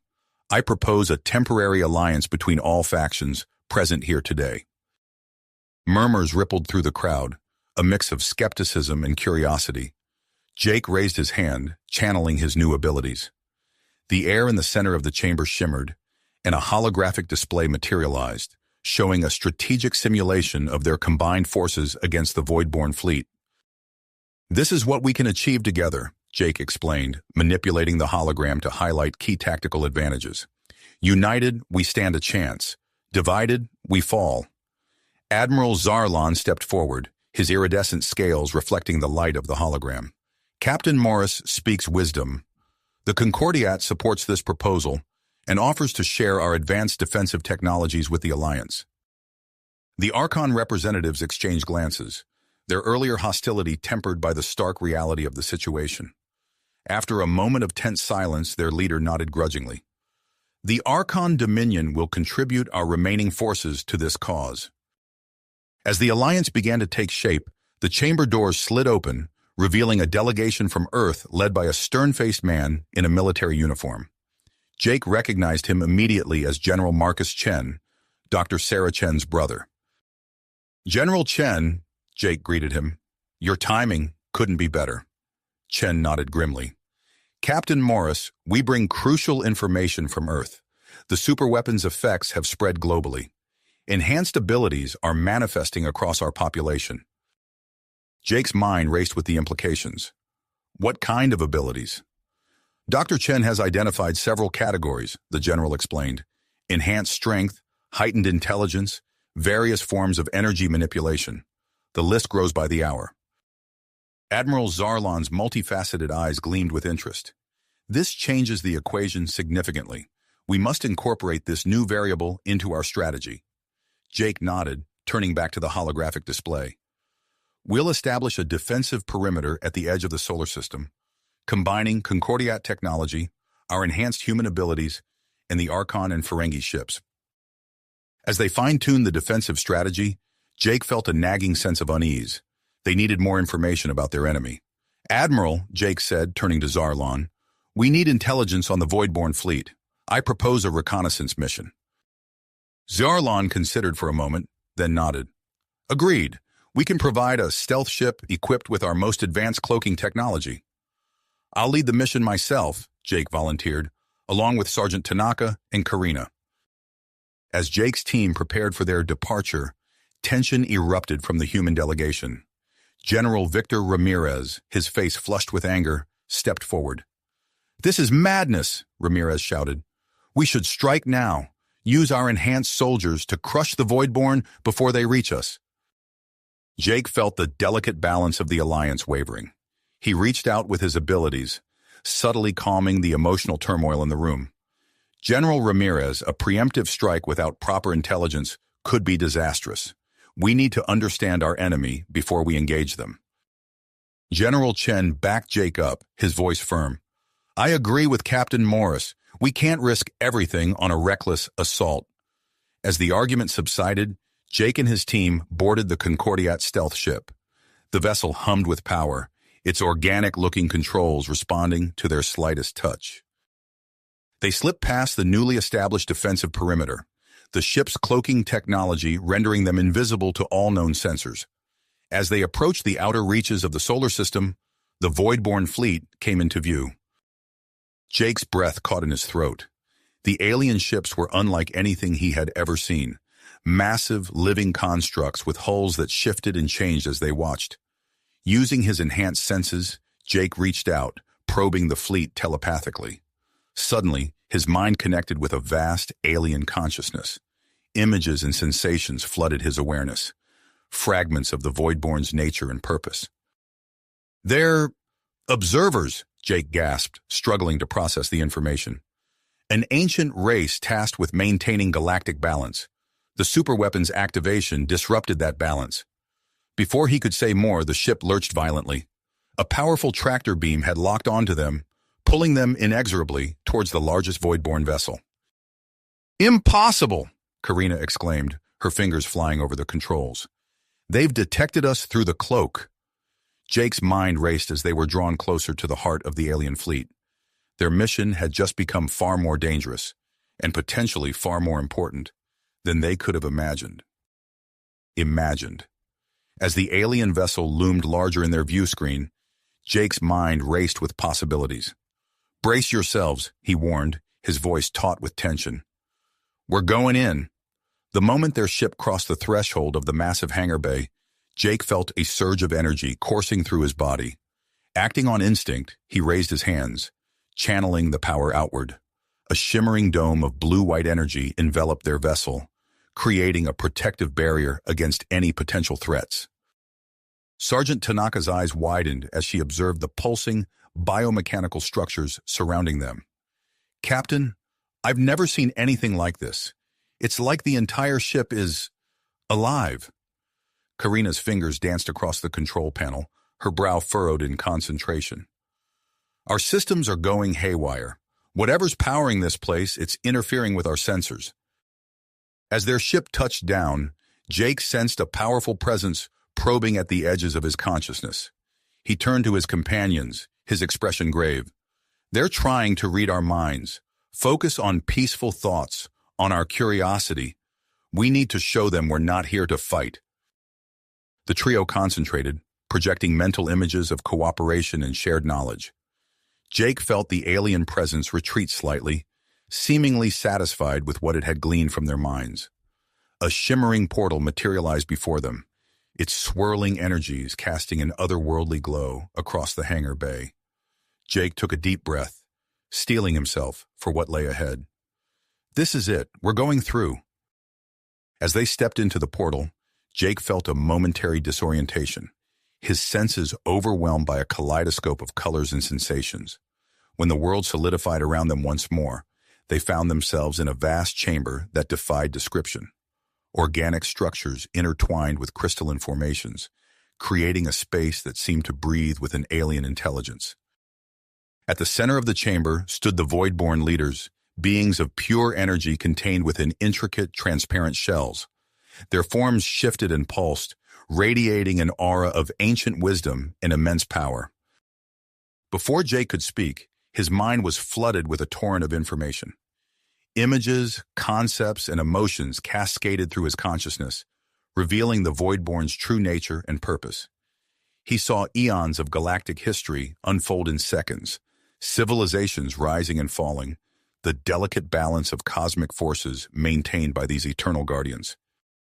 Gasping from the mental onslaught, Jake managed to establish a more stable telepathic link with the Voidborn. He shared images of the newly formed alliance, emphasizing their commitment to responsible use of their newfound powers. "We understand your concerns," Jake communicated, his thoughts echoing in the vast chamber. "The activation of the superweapon has changed everything, but we're not seeking destruction or domination. We want to learn, to grow, to become worthy custodians of this power." The Voidborn's response came not in words, but in a series of vivid mental projections. Jake saw civilizations consumed by their own hubris, entire galaxies torn apart by unchecked power. The message was clear. They had seen this before, and the consequences were catastrophic. Jake pressed on, drawing upon his connection to the progenitor technology to bolster his argument. "We propose a compromise. Allow us the chance to prove ourselves. Guide us, mentor us, but let us find our own path. Together, we can forge a new future for the galaxy." As Jake negotiated with the Voidborn leaders, Sergeant Tanaka and Karina cautiously explored the outskirts of the command center. Tanaka's enhanced senses picked up on subtle vibrations coursing through the ship's structure. "It's not just alive," she whispered to Karina. "It's evolving, adapting to us even as we speak." Karina nodded, her eyes fixed on a pulsating crystalline formation. "Look at this. It's storing and processing data at a rate that makes our most advanced quantum computers look like abacuses. Their exploration was cut short by a piercing alarm that reverberated through the chamber. The Void-born leaders' forms flickered erratically, their attentions suddenly fixated on a holographic display that materialized in the center of the room. Jake's blood ran cold as he recognized the source of the disturbance. Earth, normally a serene blue marble in the void of space, now crackled with visible energy discharges that could be seen from orbit. A transmission cut through the chaos, and General Victor Ramirez's face appeared before them, his eyes gleaming with a manic intensity. "This is General Ramirez to all forces. The time has come for humanity to claim its rightful place in the galaxy. We will no longer bow to alien oppressors or hide our true potential. With our newfound powers, we will forge an empire that will stand for millennia." Jake turned to the Void-born leaders, horror etched across his face. "This isn't us. This isn't what we want. Please, give me a chance to stop this before it's too late." The Void-born's response came swiftly, a series of rapid-fire images and sensations that Jake interpreted with growing urgency. They would grant him a narrow window of opportunity to willpower the situation. But if he failed, they would take matters into their own hands. As Jake and his team were escorted back to their ship, a Void-born leader approached, extending a tendril of energy. In Jake's mind, he saw an image of a small, intricate device materializing in his hand. The alien consciousness impressed upon him its function, a faster-than-light communication tool, allowing him to coordinate with Admiral Zarlon and the Alliance. Jake clutched the device, his mind already racing with plans and strategies. As they prepared to depart, a final vision flooded his consciousness, a glimpse of a possible future where humans and Void-born worked in harmony, maintaining the delicate balance of the cosmos. The moment their ship cleared the Void-born mothership, Jake set a course for Earth at maximum speed. His fingers flew over the alien communication device, establishing a link with Admiral Zarlon. "Admiral, we have a critical situation," Jake began, his voice tight with urgency. "General Ramirez has staged a coup on Earth. He's mobilizing enhanced humans for an attack on the Void-born. We need the Concordiat fleet in defensive positions around Earth immediately." As Zarlon acknowledged the order, Jake turned to his team. "Tanaka, I need you to compile everything we learned about Void-born technology. Karina, plot the fastest course back to Earth and push our engines to the limit." Jake's next call was to General Marcus Chen. "General, Ramirez has gone rogue. I need you to rally every loyal soldier and enhanced human you can trust. We have to stop him before he plunges us into a war we can't win." As their ship hurtled through space, Jake stared out at the star-streaked void, the weight of responsibility pressing down on him. The fate of Earth, the Alliance, and perhaps the entire galaxy now rested on his shoulders. Earth grew larger in their view screen, its atmosphere visibly crackling with the energy of millions of newly enhanced humans. Jake clenched his fists, preparing himself for the confrontation to come. Whatever happened next would shape the course of human history for generations to come. "We're entering Earth's orbit," Karina announced, her voice steady despite the tension. "Detecting multiple energy signatures consistent with enhanced human activity. It looks like Ramirez has control of key military installations." Jake nodded grimly, his mind already formulating a plan. "Take us in, Karina. It's time to remind humanity of who we really are. We can't let Ramirez destroy everything we've worked for." As their ship pierced Earth's atmosphere, the true extent of the chaos became apparent. The skies above major cities swarmed with enhanced humans, their newfound powers on full display. Streaks of energy crisscrossed the air as individuals flew, teleported, and manipulated the elements with reckless abandon.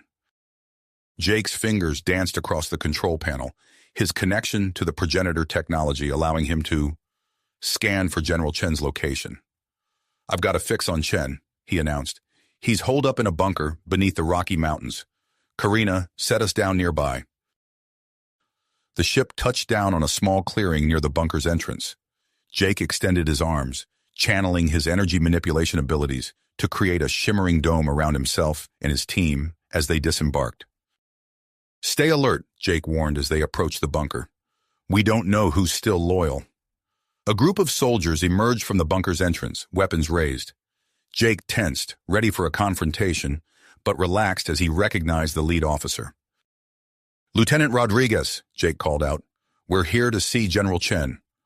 Rodriguez nodded, lowering his weapon.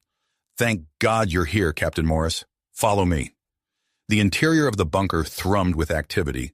Soldiers and technicians rushed back and forth, their faces etched with worry. General Chen stood at a central command console, his usually impeccable uniform wrinkled and stained with sweat. "Captain Morris," Chen greeted them, his voice heavy with fatigue. "I'm glad you made it. The situation is worse than we feared." Chen quickly brought them up to speed. Ramirez had seized control of key military installations and rallied a significant portion of the enhanced human population to his cause. The general pulled up a holographic display showing a network of glowing points across the globe. "These are amplifiers," Chen explained, "reverse-engineered from the Ferengi sword prototype. Ramirez is using them to boost the abilities of his followers. It's why we're seeing such massive energy signatures." Jake's mind raced, connecting the dots. "That explains the surge the Voidborn detected. Chen, we need to shut this down fast. The Voidborn are on the brink of intervening, and if they do, it's game over for Earth." Chen nodded grimly. "My sister, Dr. Sarah Chen, has been working on a way to neutralize the amplifiers, but she needs the original Ferengi sword prototype to complete her work." "Where is it?" Jake asked. Chen brought up another holographic image, this one showing a heavily fortified research facility. "Here, but it's under Ramirez's control now." Jake studied the facility's layout, a plan already forming in his mind. "We'll need a small team. Tanaka, Karina, you're with me. General, can you spare a few of your enhanced soldiers?" As they prepared for the mission, Jake's communicator chirped. Admiral Zarlan's face appeared, his expression grave. "Captain Morris, the Concordiat fleet is in position around Earth, but we're detecting increased activity from both Archon and Ferengi forces. Some factions see this as an opportunity to settle old scores." Jake's heart made. "Understood, Admiral. We're working on a solution. Hold the line as long as you can." With the team assembled and equipment checked, Jake led them to the ship. As they lifted off, he turned to address the group. "Our mission is clear. We get in, retrieve the prototype, and get out. The fate of Earth depends on our success." The ship streaked across the sky, its stealth systems engaged to avoid detection. As they neared the research facility, Jake extended his senses, creating illusory distortions in the air to mask their approach from Ramirez's patrols. Landing a short distance from the facility, Jake divided the team. "Tanaka, you're with me. We're going for the prototype. Karina, take the others and create a diversion to draw away the guards." Jake and Tanaka moved swiftly through the facility's outer perimeter, Jake's connection to the progenitor technology, allowing him to interface with and bypass security systems. They encountered little resistance until they reached the central vault. A squad of enhanced soldiers stood guard, led by a man Jake recognized from intelligence briefings, Colonel Victor Reeves, Ramirez's second-in-command. Reeves's body crackled with amplified energy, his eyes glowing with an unnatural light. "Well, well," Reeves sneered. "If it isn't the great Captain Morris, come to join the winning side?" Jake's response came in the form of a concentrated burst of energy that sent Reeves flying backward. The other guards sprang into action, unleashing a barrage of energy, blasts, and enhanced physical attacks.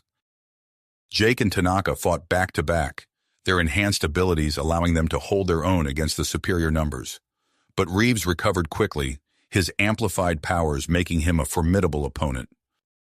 As Jake traded blows with Reeves, the facility shook with distant explosions. Karina's voice crackled over the comm. "Communication system. We've successfully created a diversion, but it won't last long. What's your status?"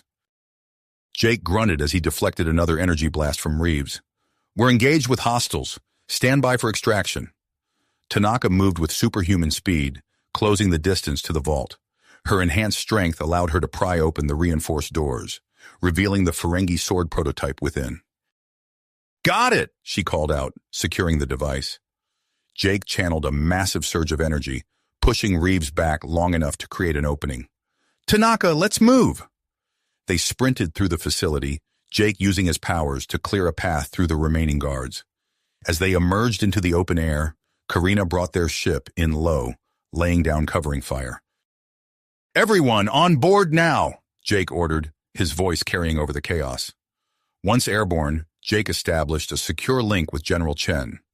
"We have the prototype, sending coordinates for rendezvous." The ship streaked across the sky, pushing its engines to the limit. As they approached the bunker, Jake could see the signs of increased military activity. Chen had clearly been busy rallying his forces. Landing near the entrance, they were met by a team of soldiers who quickly ushered them inside. General Chen was waiting for them in the command center, his face a mix of relief and concern. "Excellent work, Captain," Chen said, taking the prototype from Tanaka. "Dr. Chen is ready to begin work immediately." Jake nodded, feeling the fatigue of the intense battle setting in. "What's our current situation?" Chen's expression darkened as he pulled up a holographic display. "It's not good. Ramirez's forces are gaining ground, and we're getting reports of Archon attacks on the Concordiat fleet." As if on cue, a priority transmission came through. Admiral Zarlan's face appeared, his usually stoic features strained with worry. "Captain Morris, General Chen," Zarlan began, "the situation has escalated.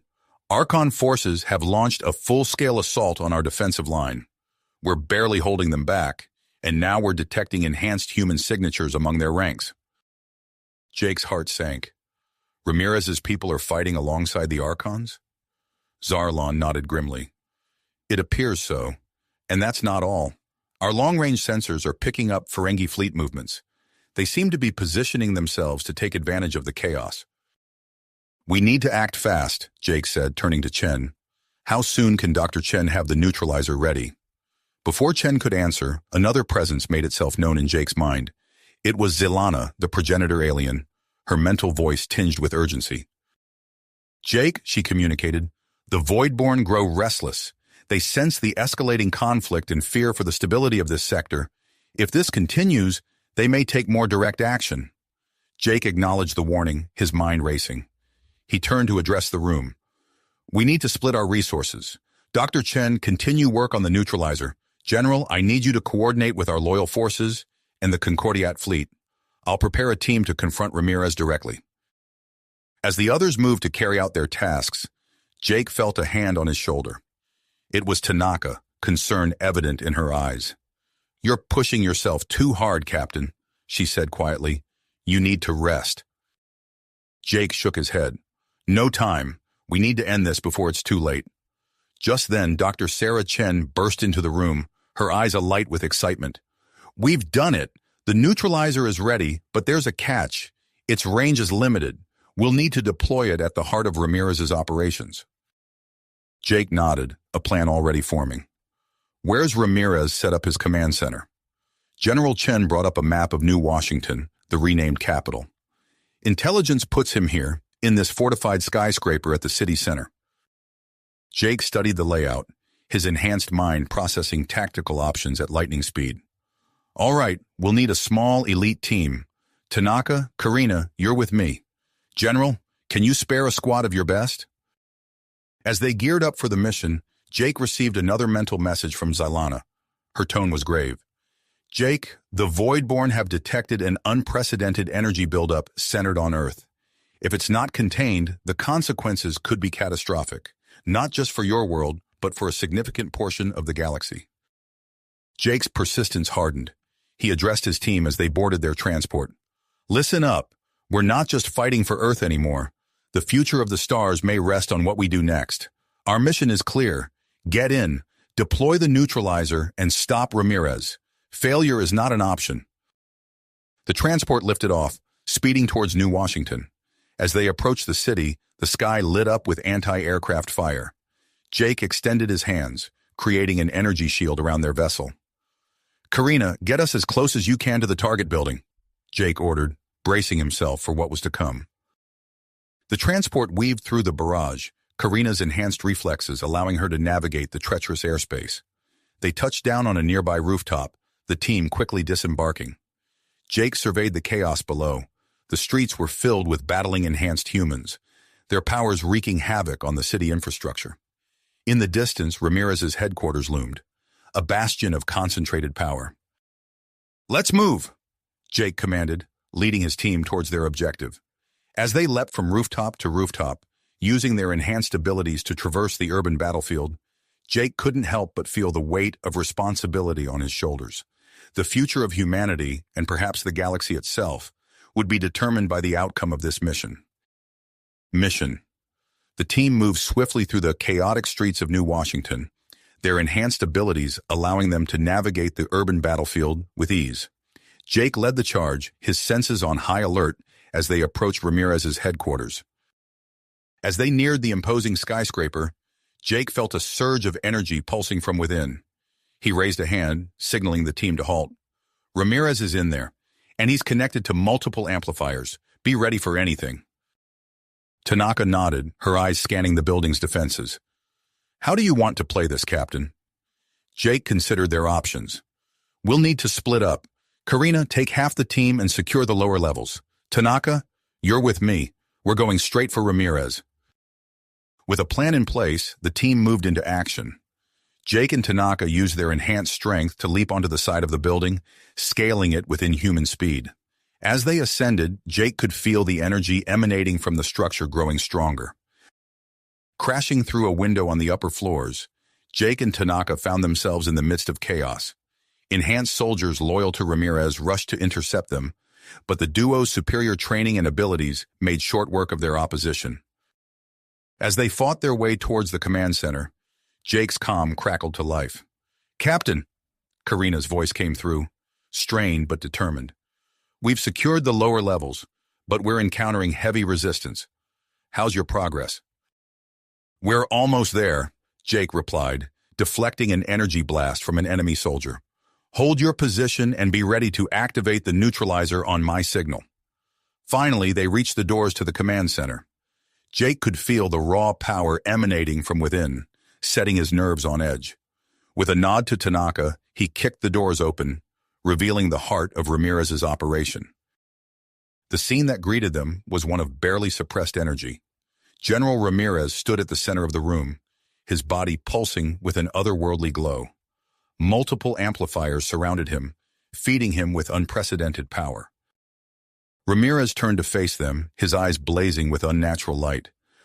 "Ah, Captain Morris, I was wondering when you'd show up. Come to witness the dawn of a new era?" Jake stepped forward, his own energy crackling around him. "It's over, Ramirez. You're tearing the world apart. Stand down before it's too late." Ramirez laughed, the sound distorted by the energy flowing through him. "Too late? This is just the beginning."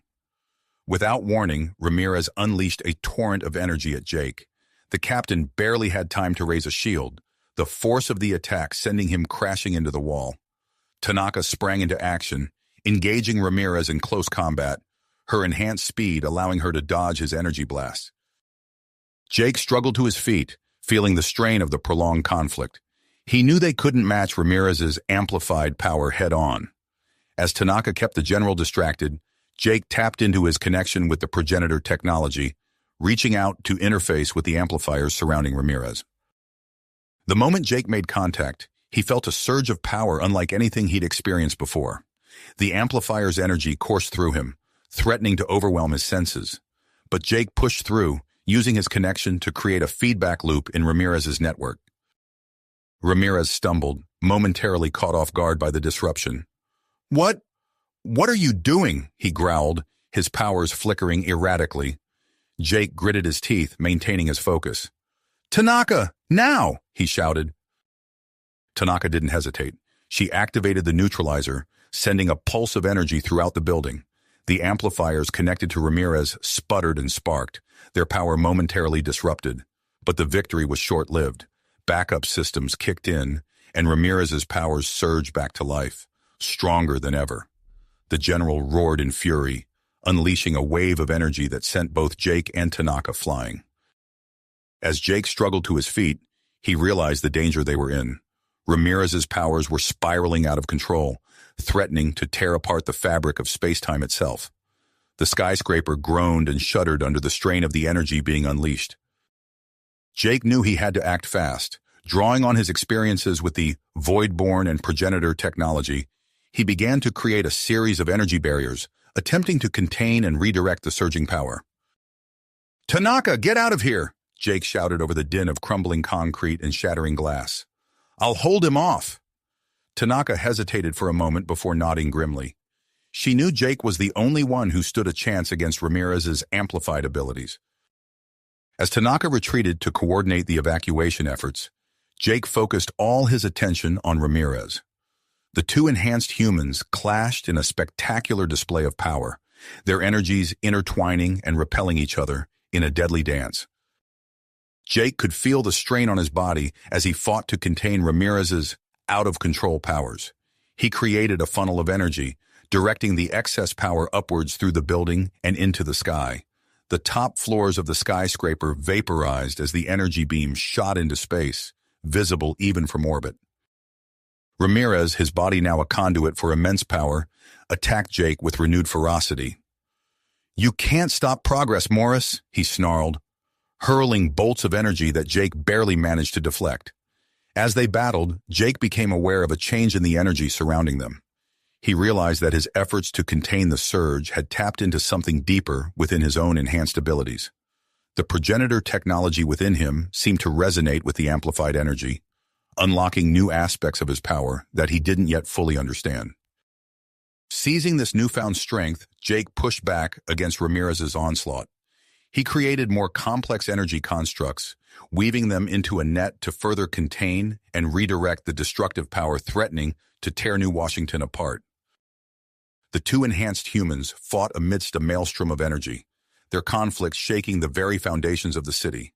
Buildings crumbled around them as their powers clashed, each collision sending shockwaves through the air. Jake knew he couldn't keep this up forever. He needed to find a way to end this conflict before it destroyed everything around them. As he deflected another of Ramirez's attacks, an idea began to form in his mind.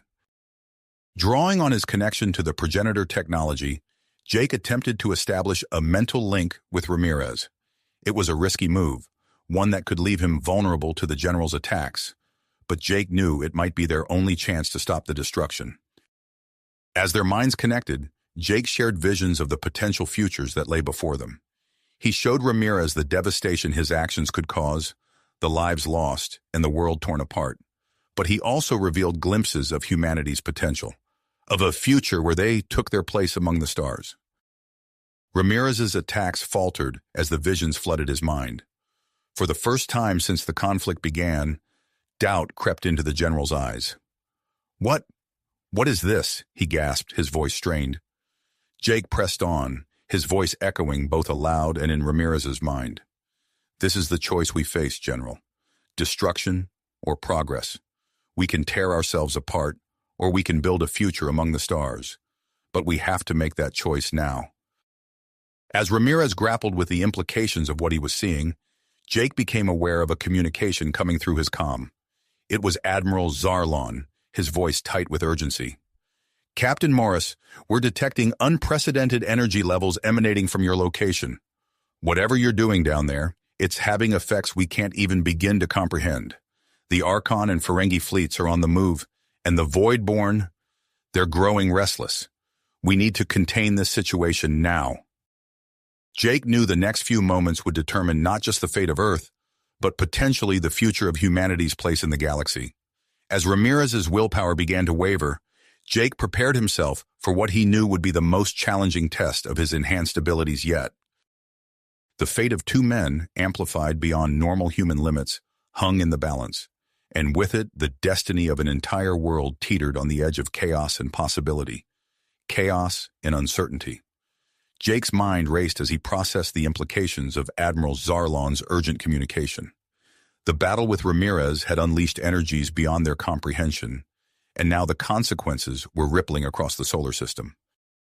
Ramirez, still reeling from the mental link Jake had established, stumbled backward. I had no idea," he muttered, his eyes wide with shock. "What have we done?" Jake steadied himself, feeling the strain of his enhanced abilities. "We've opened Pandora's box, General, but now we need to focus on containing the fallout." As if on cue, the building shuddered violently. Jake's comm crackled to life again, this time with General Chen's voice. Morris, we've got multiple situations developing. The Archons are making a push against our fleet, and we're getting reports of Ferengi raids in the asteroid belt. We need you back at command ASAP. Jake nodded, even though Chen couldn't see him. Understood, General. We're on our way. He turned to Ramirez, who was still visibly shaken. Are you with us? Ramirez hesitated for a moment, then squared his shoulders. Yes. I've seen what's at stake now. I'll do whatever it takes to make this right. Together, they made their way out of the crumbling building, using their enhanced abilities to navigate the treacherous path. As they emerged onto the chaotic streets of New Washington, Jake saw the full extent of the damage their battle had caused. The city was in ruins, with buildings toppled and fires raging unchecked. Tanaka and the rest of the team rendezvoused with them at a makeshift command post. Jake quickly briefed them on the developing situation. We've got multiple fronts to deal with. The Archons are making their move, and the Ferengi are taking advantage of the chaos. We need to split up and address these threats simultaneously. As Jake outlined the plan, he felt a sudden surge of energy course through his body. His connection to the progenitor technology seemed to be evolving, becoming more intuitive and powerful. He pushed the sensation aside, focusing on the task at hand. Within hours, Jake found himself aboard the advanced Concordiat battleship Stellar Vanguard, leading a task force to confront the Archon fleet. The ship hummed with a combination of human and alien technology, a testament to the rapid advancements they had made in such a short time.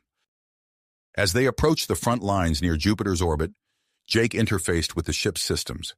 He gasped as information flooded his mind, the ship's sensors and weapons becoming extensions of his own consciousness. With a thought, he adjusted the ship's shield harmonics, optimizing them against the Archon weapons. All ships, this is Captain Morris, Jake transmitted to the fleet. Form up on my position. We're going to hit them hard and fast. The battle that ensued was unlike anything Jake had ever experienced. The vastness of space was filled with the flashes of energy weapons and the silent explosions of destroyed ships. Jake's enhanced abilities allowed him to coordinate the fleet with unprecedented precision, anticipating the Archon's moves and countering them before they could fully develop. Despite their initial success, Jake could see that the Archons still held a numerical advantage. He knew they needed to change the tide of the battle quickly. Reaching out with his mind, he probed the Archon ships, searching for a weakness. Suddenly, he felt it, a vulnerability in their shielding systems. Without hesitation, Jake channeled his energy through the Stellar Vanguard's systems, sending out a precisely modulated pulse that rippled across the battlefield. For a moment, nothing happened. Then, like dominoes falling, the Archon ship's shields began to flicker and fail. Now! Jake shouted, both vocally and through the ship's comms. All ships, concentrate fire on the Archon flagship. The Allied fleet responded instantly, unleashing a devastating barrage against the suddenly vulnerable Archon command ship. Jake watched with grim satisfaction as the massive vessel began to break apart under the assault. But as he observed the destruction, Jake's enhanced senses picked up something alarming. A massive energy buildup was occurring within the dying Archon flagship, a buildup that could only mean one thing. They're activating some kind of doomsday weapon, Jake realized with horror. There was no time to warn the fleet, no time to coordinate a response. In that split second, Jake knew there was only one option. Drawing on his newly enhanced connection to the progenitor technology, Jake focused his mind on the heart of the Archon flagship. He felt a wrenching sensation, as if his very atoms were being pulled apart and reassembled. In a flash of blinding light, Jake found himself standing in the alien corridors of the Archon ship. Alarms blared, and strange, guttural voices shouted in a language he couldn't understand. But he had no time to take in his surroundings. Every second counted. Jake sprinted through the ship, his enhanced reflexes allowing him to dodge startled Archon soldiers and leap over debris. He could feel the energy building, a thrumming vibration that seemed to permeate the very air around him.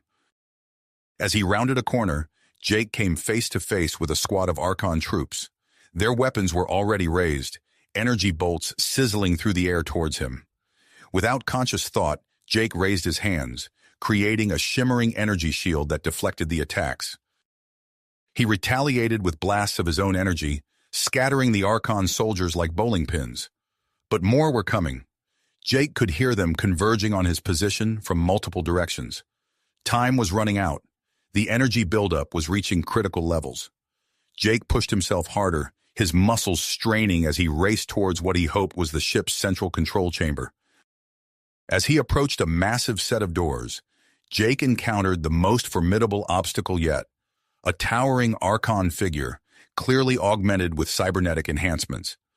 The Archon Supreme Commander stood between Jake and his goal, a sneer visible on its alien features.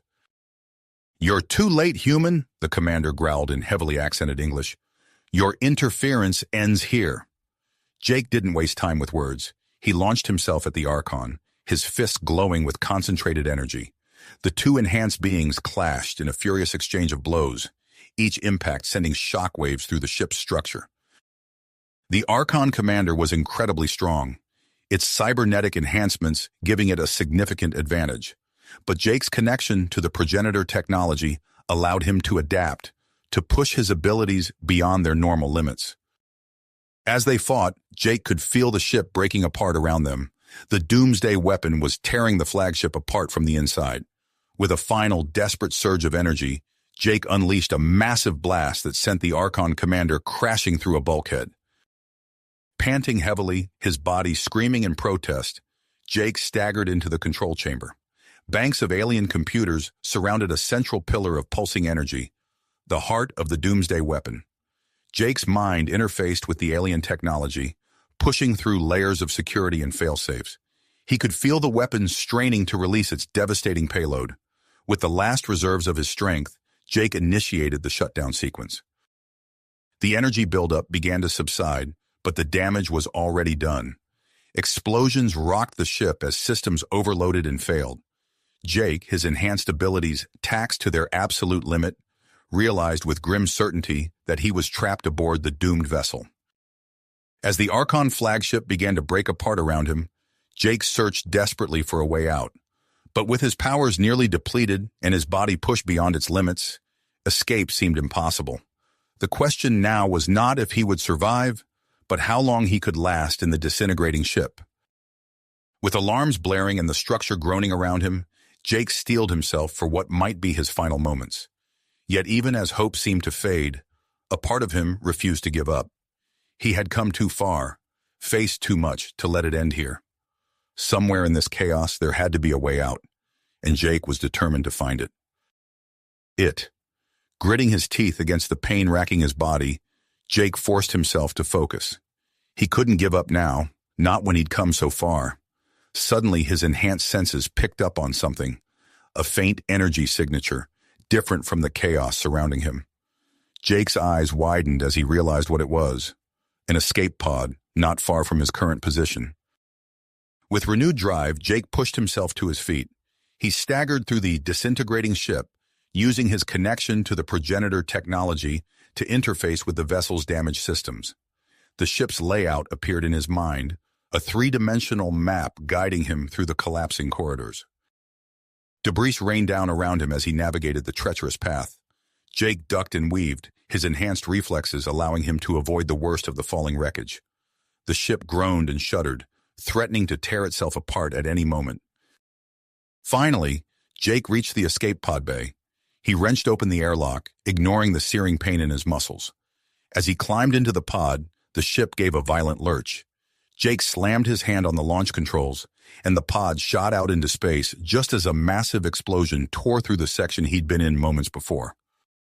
The shockwave from the Archon flagship's destruction caught the escape pod, sending it tumbling end over end through the void.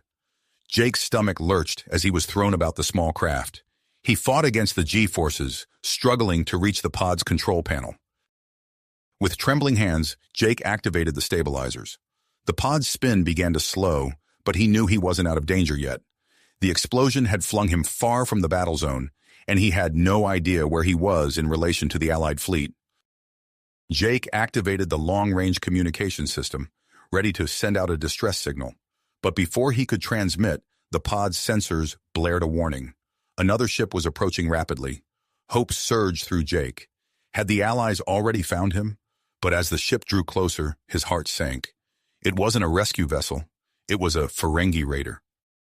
The pod shuddered as a tractor beam locked onto it. Jake's mind raced, trying to formulate a plan. He was too weak to break free of the beam, and the pod had no weapons. As the Ferengi ship's cargo hold loomed before him, Jake steeled himself for a fight. The moment the airlock opened, Jake burst into action.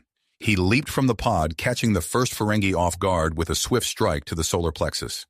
Two more rushed him, but Jake's enhanced reflexes allowed him to dodge their attacks easily.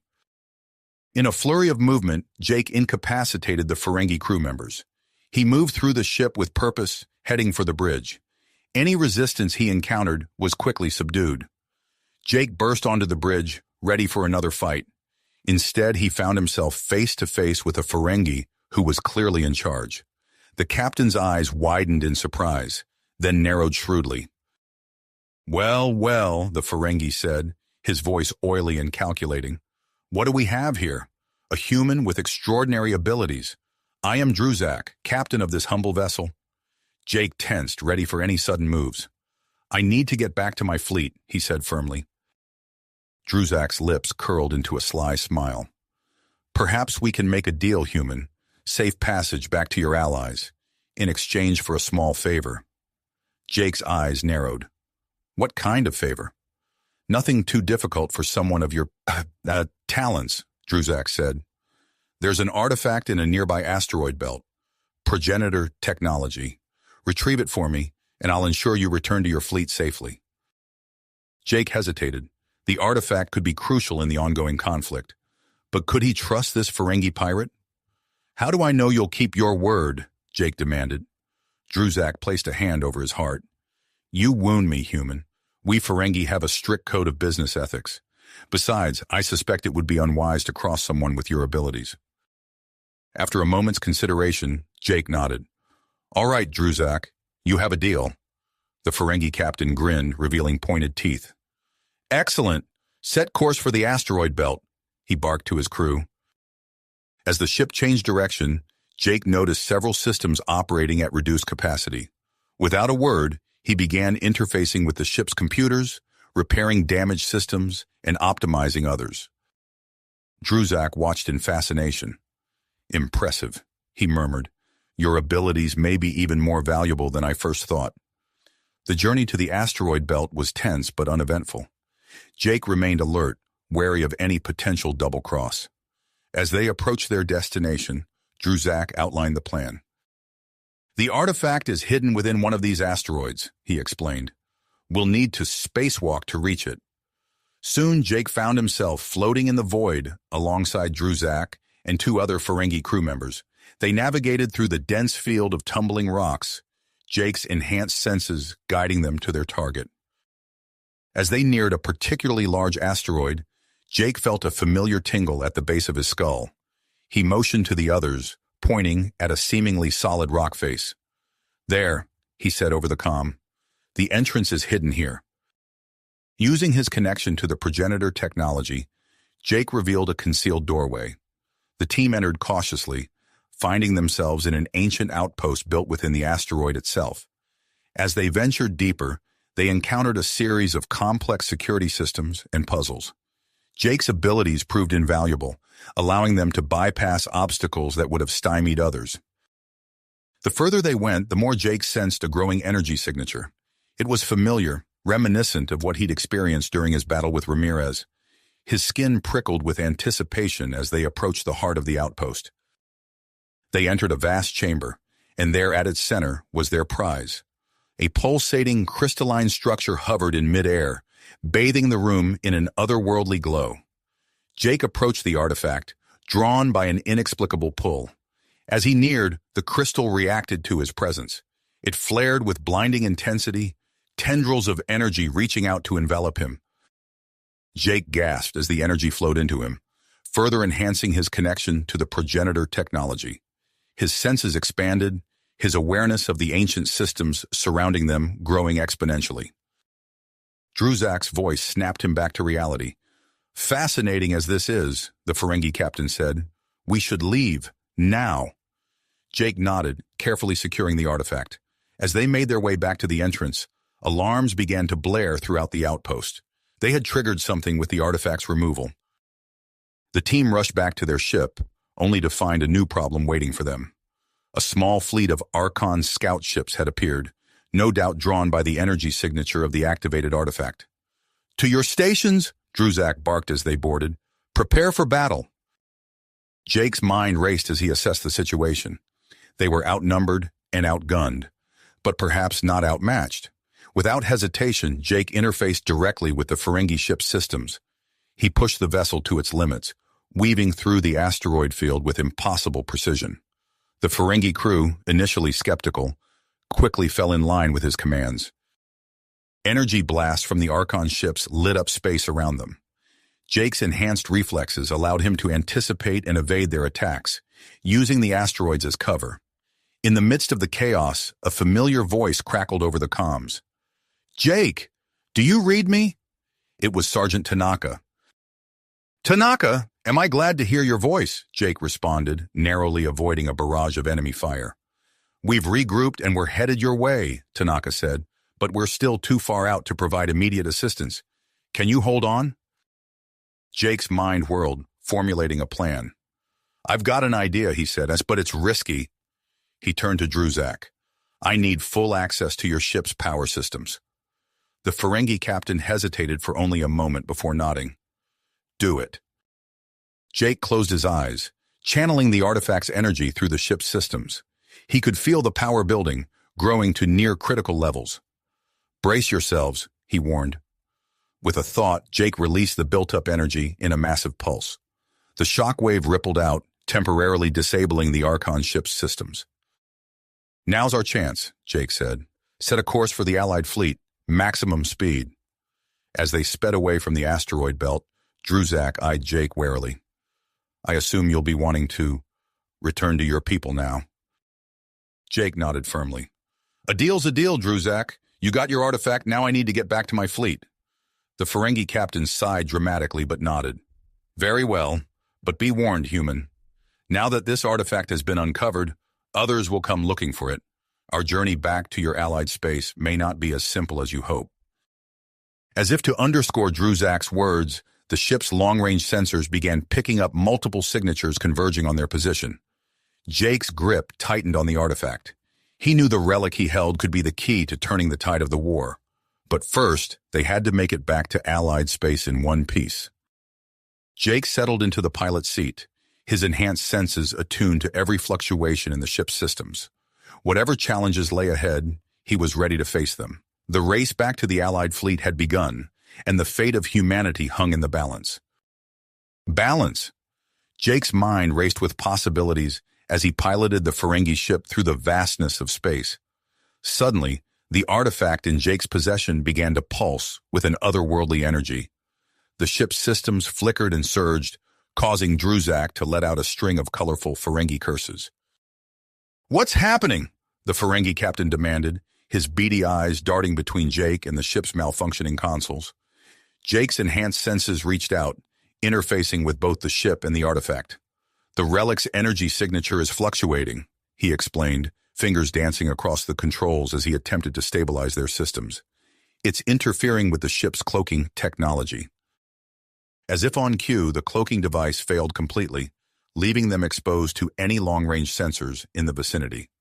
Jake gritted his teeth, knowing their chances of reaching the Allied fleet undetected had just plummeted.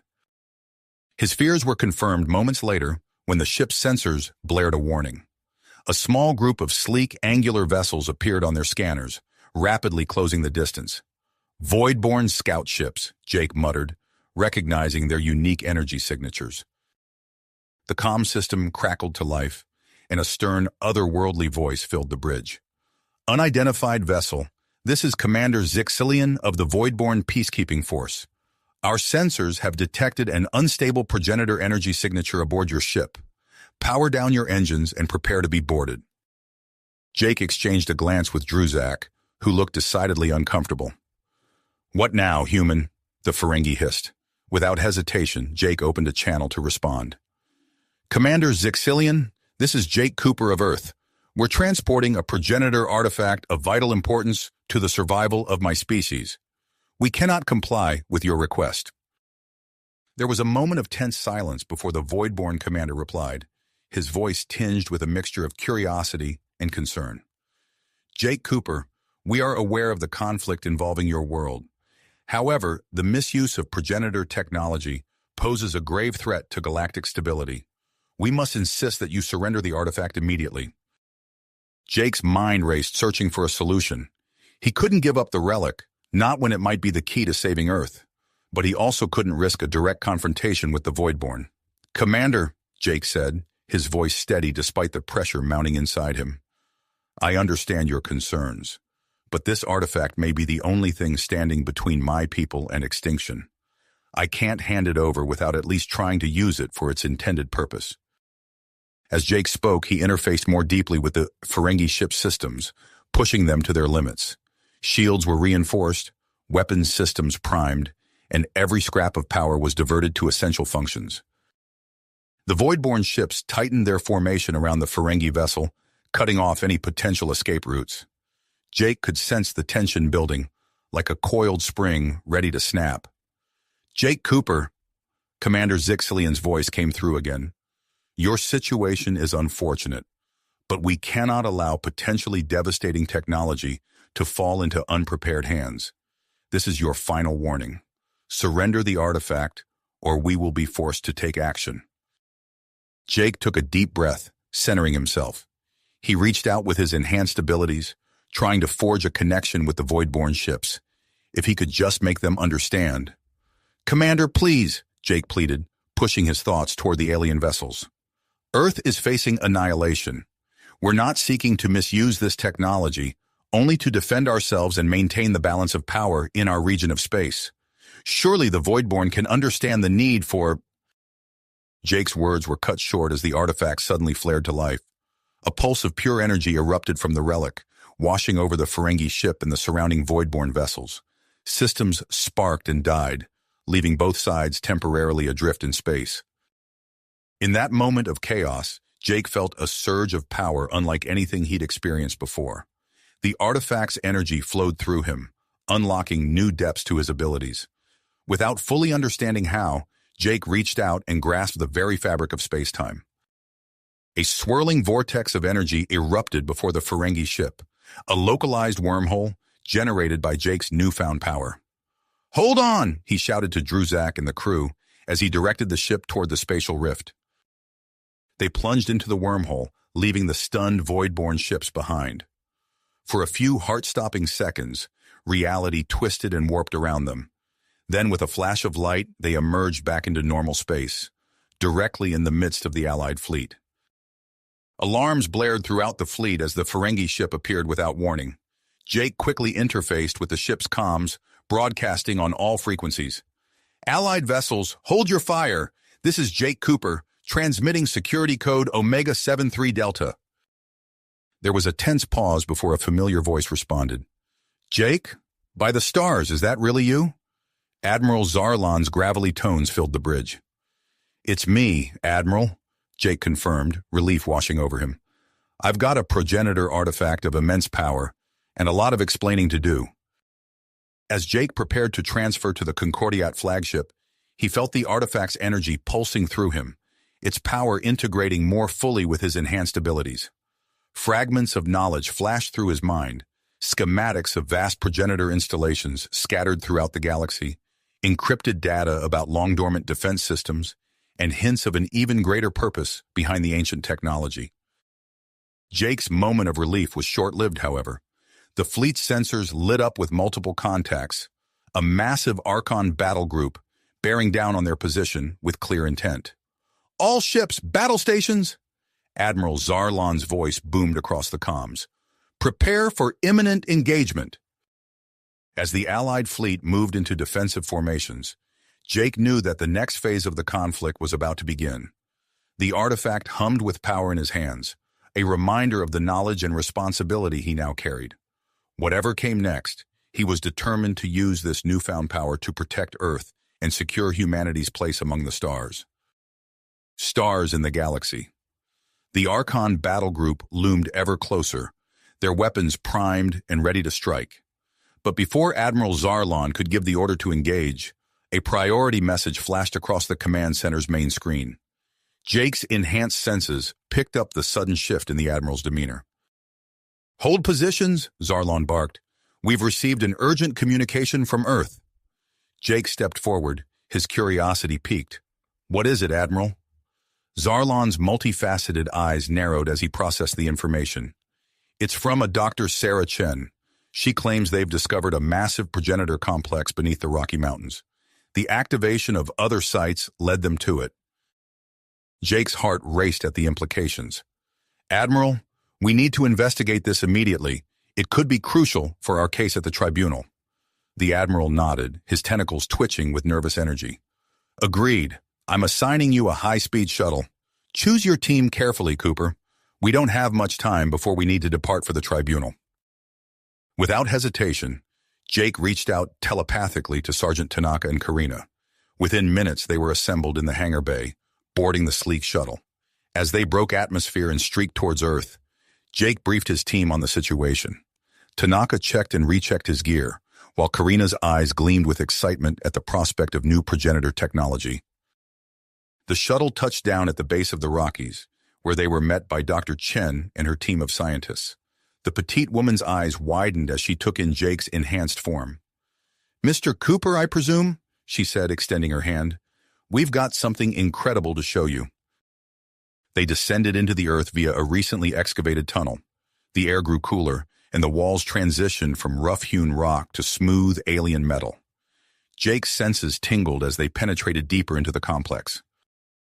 "It's vast," Dr. Chen explained as they walked. "We've only scratched the surface of what's down here." They passed through cavernous chambers filled with dormant machinery, their purpose a mystery.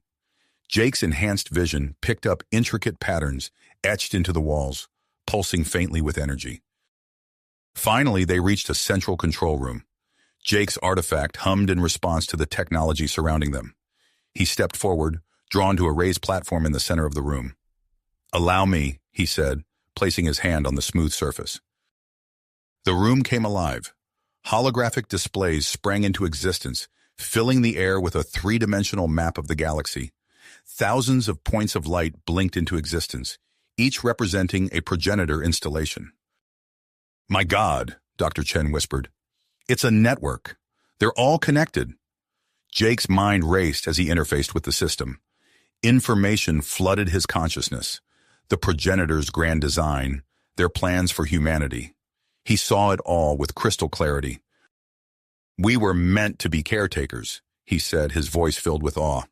"Humans have unique genetic markers. We're the key to activating and maintaining the progenitor network."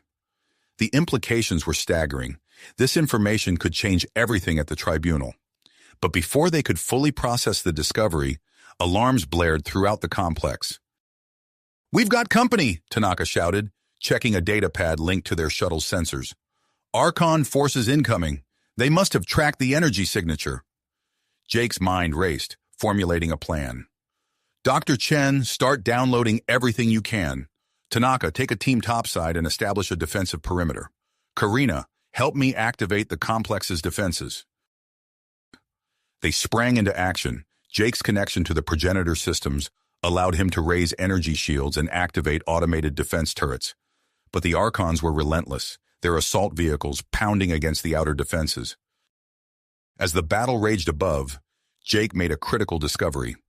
"There's a fail-safe protocol," he called out to Dr. Chen, "something that could neutralize the Archon threat entirely." But time was running out. The Archons were pushing deeper into the facility. Jake made a split-second decision. "I'm going to transfer the core of the progenitor AI into a portable device," he announced. "It's the only way to preserve this knowledge." "Wait," Dr. Chen warned. "That could trigger a self-destruct sequence." Jake nodded grimly. "It's a risk we have to take." As the transfer began, the complex shuddered. Tanaka's voice crackled over the comm. "We can't hold them much longer." "Fall back to the shuttle," Jake ordered. "We're on our way up." With the AI core secured and as much data as they could salvage, they fought their way back to the surface. Archon soldiers poured into the facility, their energy weapons lighting up the corridors. They reached the shuttle just as the self-destruct sequence entered its final phase. As they lifted off, a massive explosion rocked the mountain, obliterating the Archon ground forces and sealing the complex forever. But their ordeal wasn't over. As they broke orbit, a transmission came through from Admiral Zarlon. "Cooper, the Voidborn have issued an ultimatum. All parties are to cease hostilities and proceed to the Galactic Tribunal immediately." Jake looked at the portable device containing the progenitor AI core, then at his team. "Set a course for the Concordiat flagship," he said. "We've got a lot to discuss before this trial begins." As they approached the massive Voidborn space station that would host the tribunal, Jake felt the weight of responsibility settle on his shoulders. The fate of humanity hung in the balance, and the knowledge they'd uncovered in the Rocky Mountains might be their only hope for survival. Survival. As the Allied fleet approached the massive Voidborn space station, Jake felt a mixture of anticipation and dread. The portable device containing the progenitor AI core burdened immensely in his hand, a reminder of the responsibility he now carried. Admiral Zarlon's flagship smoothly docked at the designated berth. Jake took a deep breath, steadying himself for what lay ahead. He turned to his small team, Sergeant Tanaka, Karina, and Dr. Sarah Chen, and nodded. "This is it. Let's make our case." They disembarked, their footsteps echoing in the cavernous docking bay. Jake's enhanced sense picked up the subtle vibrations of the station, the hum of advanced technology permeating every surface. As they approached the tribunal chamber, Jake could feel the tension radiating from his companions. The door slid open, revealing a vast circular room. Tiered seating surrounded a central area, occupied by representatives from various galactic factions. Jake's eyes darted from the scaly Archons to the bulbous-headed Ferengi, taking in the diversity of alien life forms present. At the center of the chamber stood an imposing structure that could only be the judgment seat. Its surface shimmered with an otherworldly energy, a physical manifestation of the Voidborn's power and authority. As Jake and his team took their designated positions, a hush fell over the assembly. A group of beings unlike any Jake had ever seen entered the chamber. The Voidborn moved with fluid grace, their crystalline exoskeletons containing swirling vortexes of pure energy. The lead adjudicator, its form slightly larger than the others, took its place at the judgment seat. "I am Zephyrus," the Voidborn's voice resonated through the chamber, a sound like wind through crystal. "This tribunal is now in session. We gather to determine the fate of humanity and its place within the galactic order." The Archon representative, a towering reptilian creature, stepped forward first. Its voice was a guttural hiss as it laid out the case against humanity. "These humans are a volatile species, unpredictable and dangerous. Their recent conflicts and rapidly evolving abilities prove they cannot be trusted with progenitor technology." Jake listened, his jaw clenching as the Archon painted humanity as a threat to galactic stability. When the Ferengi delegation presented their argument, Jake was surprised to hear them advocate for humanity's potential. However, their focus on trade opportunities and potential profits made their true motivations clear. Finally, it was Jake's turn. He stood acutely aware of the weight of this moment.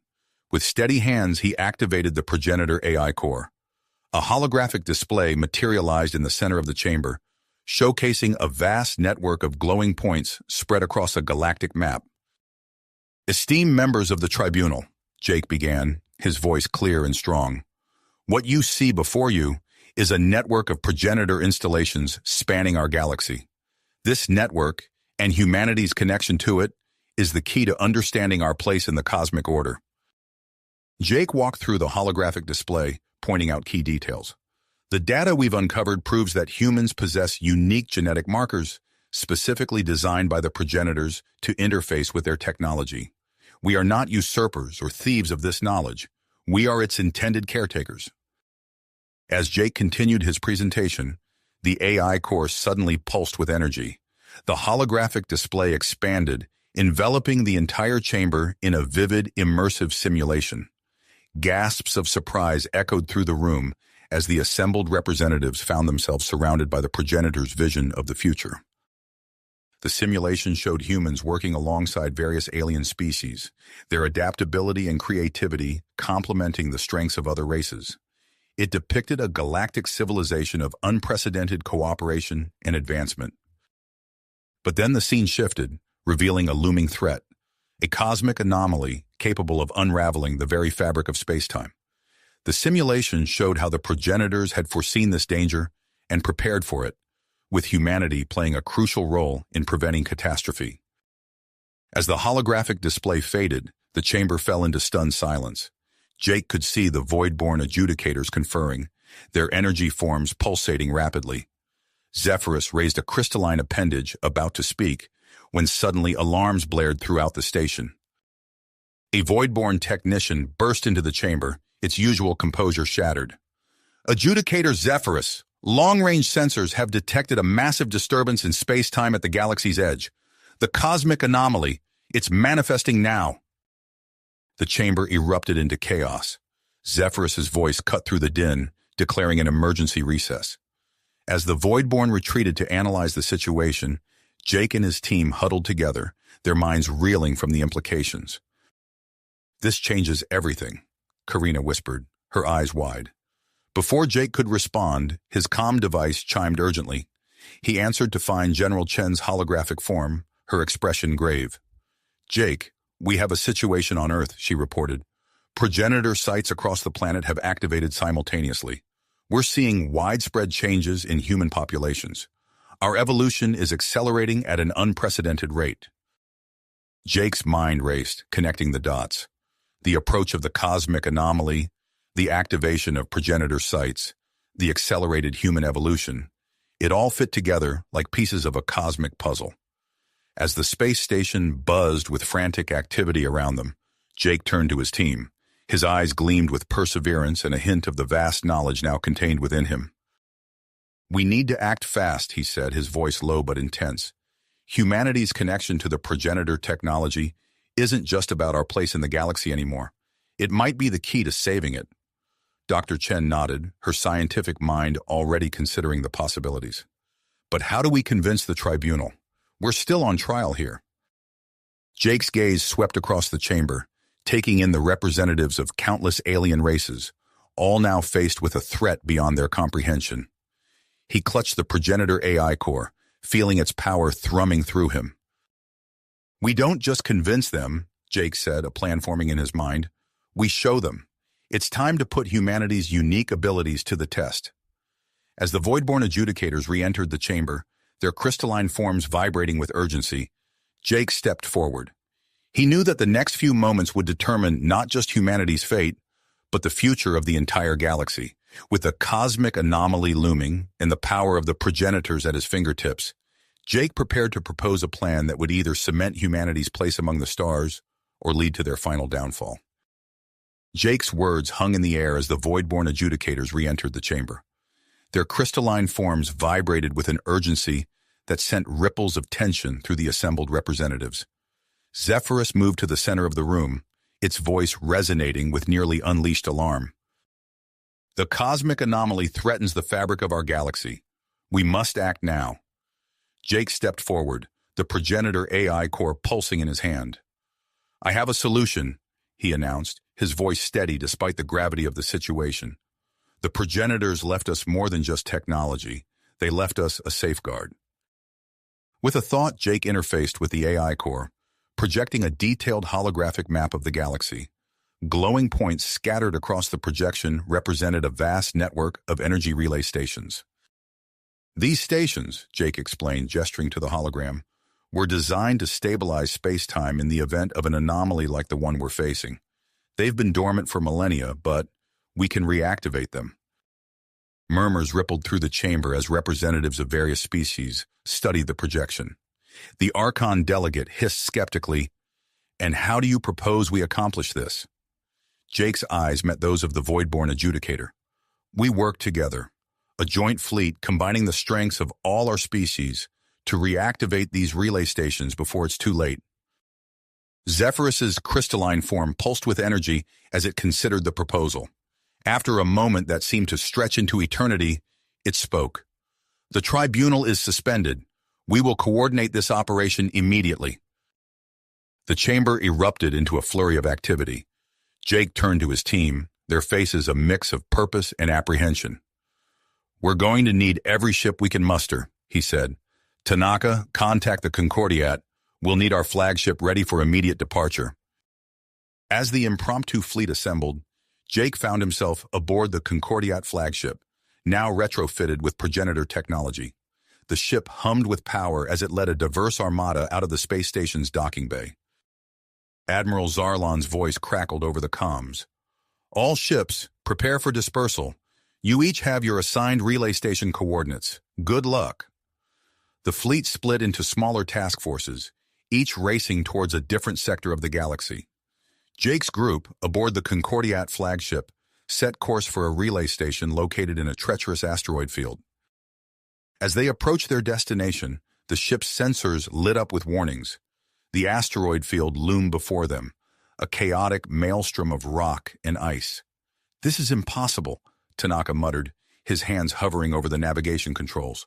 We'll be torn apart before we get anywhere near the station. Jake stepped forward, placing his hand on a newly installed progenitor interface panel. Not if I have anything to say about it, he said, closing his eyes as he connected with the ship's systems. The flagship surged forward, weaving through the asteroid field with impossible precision. Jake's enhanced perception, amplified by the ship's progenitor tech, allowed him to anticipate the movement of every rock and guide the ship safely through. As they emerged from the asteroid field, the ancient relay station came into view. Its vast, angular structure dwarfed their ship, its surface etched with intricate patterns that pulsed with dormant energy. Prepare for boarding, Jake announced, disconnecting from the ship's systems. We don't know what we'll find inside, so stay alert. They docked with the station, the airlock hissing as it equalized pressure. As the door slid open, Jake's team found themselves face-to-face with the station's automated defense system, a swarm of hovering, spherical robots, their surfaces glowing with an eerie blue light. Take cover, Tanaka shouted as the robots opened fire, unleashing a barrage of energy bolts. Jake dove behind a nearby console, his mind racing. He reached out with his heightened senses, trying to interface with the station's systems. The robots' attacks intensified, forcing the team to scramble from cover to cover as they fought their way deeper into the station. Karina, her own abilities enhanced by recent exposure to progenitor tech, managed to disable several robots with precisely aimed shots. Dr. Chen worked furiously on a portable device, attempting to hack into the station's network. As they battled through waves of mechanical guardians, Jake felt a familiar presence tugging at his mind. The station's core systems were just beyond his reach, protected by layers of ancient firewalls. Finally, they reached the central control chamber. Jake rushed to the main console, his hands moving instinctively over the alien interface. As he connected with the system, a surge of information flooded his consciousness. Initiating reactivation sequence, he announced, his voice strained with effort. The station hummed to life, energy coursing through long dormant conduits. A massive pulse erupted from the structure, washing over the asteroid field and clearing a vast swath of space. As the pulse passed through the team, Jake felt a sudden surge in his abilities. He could sense the others experiencing similar effects, their ongoing evolution accelerated by the station's energy. Before they could fully process what had happened, a distress call came through their comms. The Archon team, struggling with their assigned relay station, was requesting assistance. Jake exchanged glances with his team. Despite their history with the Archons, the gravity of their mission was clear. With a nod, he made the decision. Set course for the Archon station, he ordered. We're all in this together now. As they disembarked from the newly activated relay station, Jake couldn't shake the feeling that this was just the beginning. The cosmic anomaly still loomed, a threat beyond anything they had faced before. And somewhere out there, hidden in the heart of the galaxy, lay the key to humanity's true potential, and perhaps the salvation of all species. The Concordiat flagship surged forward, carrying Jake and his team towards their next challenge. As stars streaked past the view screen, Jake steeled himself for the trials ahead, knowing that the destiny of the universe hung in the balance. Balance hung in the balance. As the Concordiat flagship raced towards its destination, Jake felt a growing sense of urgency. The cosmic anomaly's effects were becoming more pronounced with each passing moment. Suddenly, the ship's sensors blared warnings. The gravitational forces at the edge of the galactic core threatened to tear the vessel apart. Intense radiation bombarded the hull, causing systems to flicker and fail. "We're losing structural integrity," Tanaka shouted, his hands flying over the controls. Jake stepped forward, placing both hands on the progenitor interface panel. He closed his eyes, focusing intensely as he channeled his enhanced abilities. A shimmering energy field materialized around the ship, pushing back against the crushing gravitational forces and deflecting the deadly radiation. "Hold steady," Jake said through gritted teeth. "We're going in." The ship plunged deeper into the core region, its protective field glowing brightly against the backdrop of swirling stars and gas. As they penetrated further, a massive structure came into view, orbiting a supermassive black hole at the galaxy's heart. "That's it," Dr. Chen breathed, her eyes wide. "The progenitor master control hub." As they approached, an impenetrable energy barrier shimmered into existence, blocking their path. Jake interfaced with the progenitor AI core, searching for a way past the defenses. Information flooded his mind, revealing a complex series of protocols. "We need to activate multiple points simultaneously," Jake explained, projecting a holographic map of the structure. "We'll have to split up." The team quickly formulated a plan, each member taking a position at one of the activation points. As they prepared to disembark, Jake's voice crackled over the comms. "Be careful. We don't know what kind of defenses we're dealing with." No sooner had the words left his mouth than swarms of advanced combat drones emerged from hidden bays in the structure. Energy weapons blazed to life, filling the space around them with deadly beams. Jake's mind raced as he coordinated the team's efforts. Through his connection to the progenitor technology, he enhanced their defensive capabilities, projecting localized energy shields around each member. "Karina, 2 drones on your 6, Jake called out, his enhanced perception allowing him to track multiple threats simultaneously. Karina spun, her newly heightened reflexes allowing her to dodge the incoming fire. She returned fire, her shots finding their mark with uncanny precision. As the battle raged, the effects of the cosmic anomaly reached the galactic core. Spatial distortions rippled through the area, causing time to fluctuate unpredictably. Jake pushed his abilities to their limit, creating bubbles of stable space-time around each team member. "Stay focused," Jake urged, feeling the strain of maintaining multiple fields.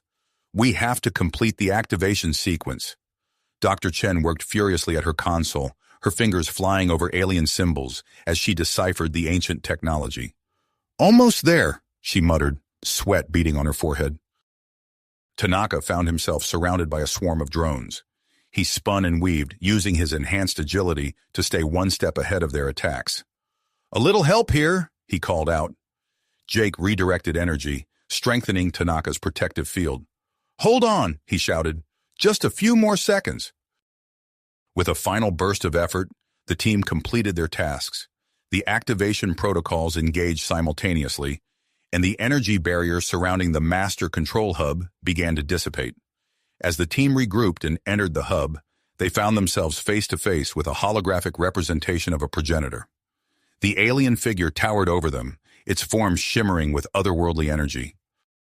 "Guardians," the hologram spoke, its voice resonating within their minds. "You have proven worthy of accessing this hub, but be warned, activating the Galactic Stabilization Network comes at a great cost." The hologram explained the purpose of the hub and the sacrifice required to operate it. Jake listened intently, his heart heavy with the weight of the decision before him. "I'll do it," Jake said, stepping forward despite protests from his teammates. As Jake moved to interface with the hub's systems, an urgent transmission came through from Earth. General Chen's holographic form appeared, her expression grave. "Jake, we're losing control," she reported. "The evolved humans, their abilities are spiraling out of control. We're seeing widespread destruction." Jake paused, his mind racing. In a split-second decision, he reached out with his abilities, linking the master control hub to the network of progenitor sites on Earth. Energy surged through the connection, creating a feedback loop that channeled the excess power from Earth's evolving population into the Galactic Stabilization Network. As Jake's consciousness merged with the hub, he felt his awareness expand exponentially. He saw the cosmic anomaly receding, its destructive potential neutralized by the stabilization network. Simultaneously, he witnessed the chaos on Earth subsiding as the runaway evolution of humanity came under control. Jake's physical form began to dissolve, transforming into pure energy that suffused the master control hub. In his final moments of individual consciousness, he broadcast a galaxy-wide transmission. To all sentient beings, Jake's voice echoed across the stars. A new era of cooperation has begun. Together, we can face any challenge that lies ahead. As Jake's essence merged fully with the hub, the elite team watched in awe. The immediate crisis had been averted, but they knew their journey was a long way to go. With evidence of Jake's sacrifice and the new state of galactic stability, they prepared to return to the tribunal, ready to face whatever challenges lay ahead in this new cosmic order. As Jake's essence merged with the progenitor master control hub, the ripples of his sacrifice spread across the galaxy. The elite team, still reeling from the events they had witnessed, made their way back to Earth, their ship cutting through the vastness of space with newfound efficiency. Upon their return, they found a planet transformed. The chaos that had gripped Earth during their absence had subsided, replaced by an eerie calm. Cities gleamed with a strange, otherworldly light as dormant progenitor structures rose from hidden chambers beneath the surface. General Chen greeted them as they disembarked, her face a mixture of relief and commitment. "We have much to discuss," she said, leading them to a newly constructed command center. Inside, holographic displays flickered to life, showing real-time data from across the globe and beyond. "The Galactic Tribunal has reconvened," Chen explained, gesturing to a live feed of the proceedings. "Our actions at the core have changed everything." The team watched as representatives from various species debated humanity's fate. The void-born adjudicators, their ethereal forms shimmering with hardly restrained energy, listened intently to arguments from all sides. After what seemed like an eternity, the chief adjudicator stepped forward. "In light of recent events," its voice resonated through the feed, "we hereby grant humanity full membership in the galactic community." A collective gasp rippled through the command center. Tanaka whistled low. "Well, I'll be damned." The adjudicator continued, outlining humanity's new role in overseeing the network of progenitor installations throughout the galaxy. As the implications of this responsibility sank in, General Chen stepped up to address the tribunal. "On behalf of humanity, we accept this honor," she began, her voice steady. "To that end, I propose the formation of an interspecies task force to manage and study the activated progenitor sites." The proposal was met with a flurry of discussion among the galactic representatives. The Archons, once humanity's fiercest critics, were among the first to voice their approval. As the tribunal deliberated, Dr. Sarah Chen approached the team, her eyes alight with excitement.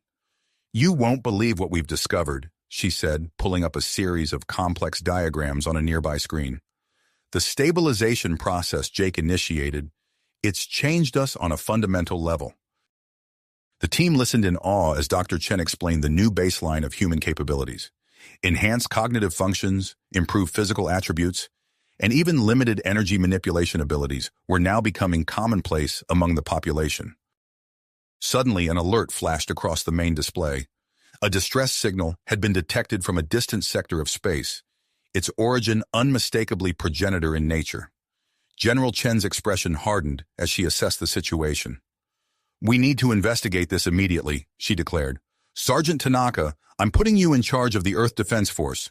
We'll need you here to protect our progenitor installations." Tanaka nodded, a mix of pride and apprehension crossing his face. "Yes, ma'am."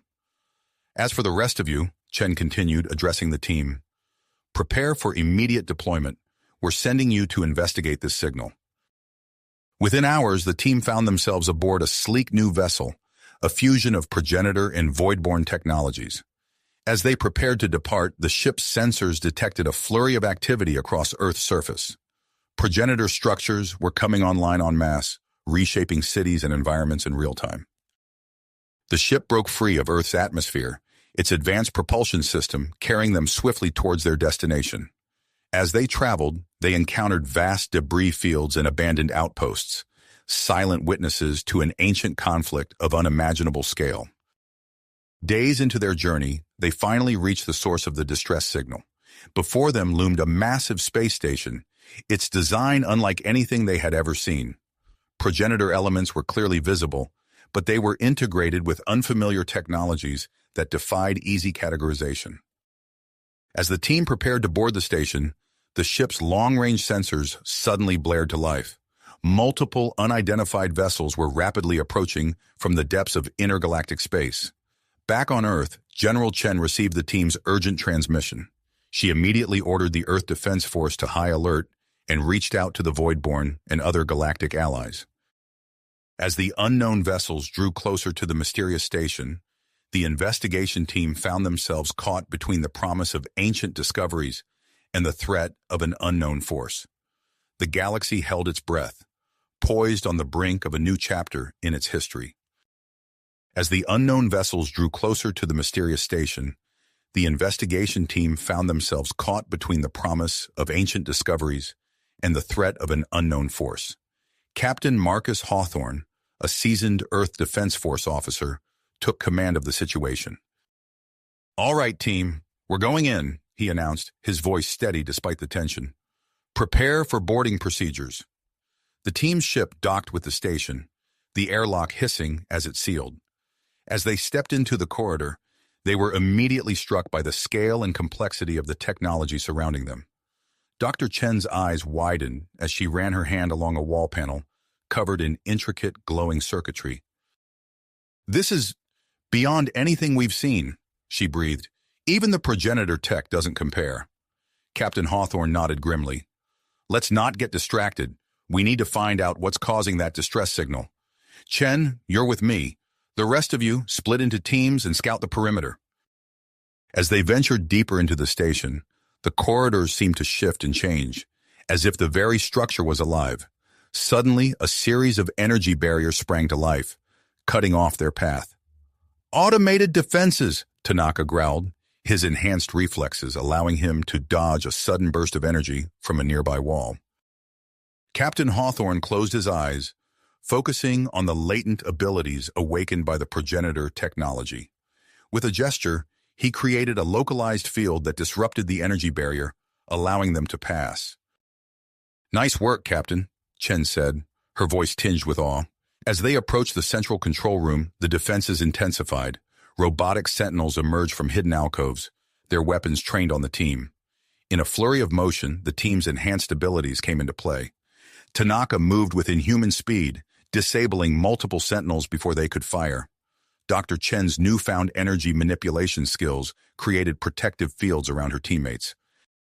Captain Hawthorne led the charge, his mind interfacing with the station's systems, seeking weaknesses. With a mental command, he overrode the final defenses, and the doors to the control center slid open. Inside, they found a vast chamber dominated by a pulsing holographic interface. Captain Hawthorne approached it cautiously, his hand hovering over the controls. "Here goes nothing," he muttered, activating the system. The hologram flickered, then dived into the image of a being unlike any they had encountered. Its form was ethereal, almost crystalline, with multiple appendages that seemed to phase in and out of reality.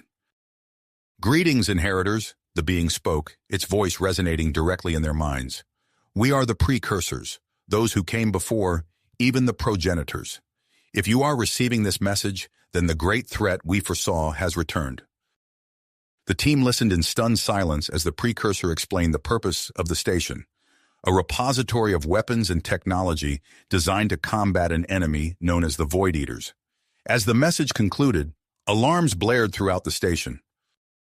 "Captain," one of the team members called over the comm, "multiple vessels have entered the system. They're attacking the station." Captain Hawthorne's mind raced. "Download everything you can," he ordered Dr. Chen. "We need to get out of here." As Chen worked furiously at the console, the station shuddered under the assault. Gravity fields fluctuated wildly, and sections of the structure began to collapse. Move! Hawthorne shouted, leading the team back towards their ship. They ran through disintegrating corridors, leaping over chasms that opened beneath their feet. Their enhanced physical abilities were pushed to the limit as they dodged falling debris and malfunctioning defense systems. As they reached their ship, a massive section of the station's hull tore away, revealing the attackers. The vessels were massive, their design utterly alien, radiating an aura of ancient malevolence. Omega vessels? Hawthorne breathed, instinctively naming the threat. They barely managed to launch, their ship's systems straining as they accelerated away from the collapsing station. The Omega vessels turned their attention to the fleeing humans, energy weapons lashing out across space.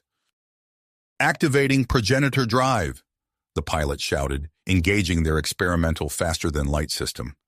The ship lurched, then shot forward at impossible speed, leaving the Omega vessels behind.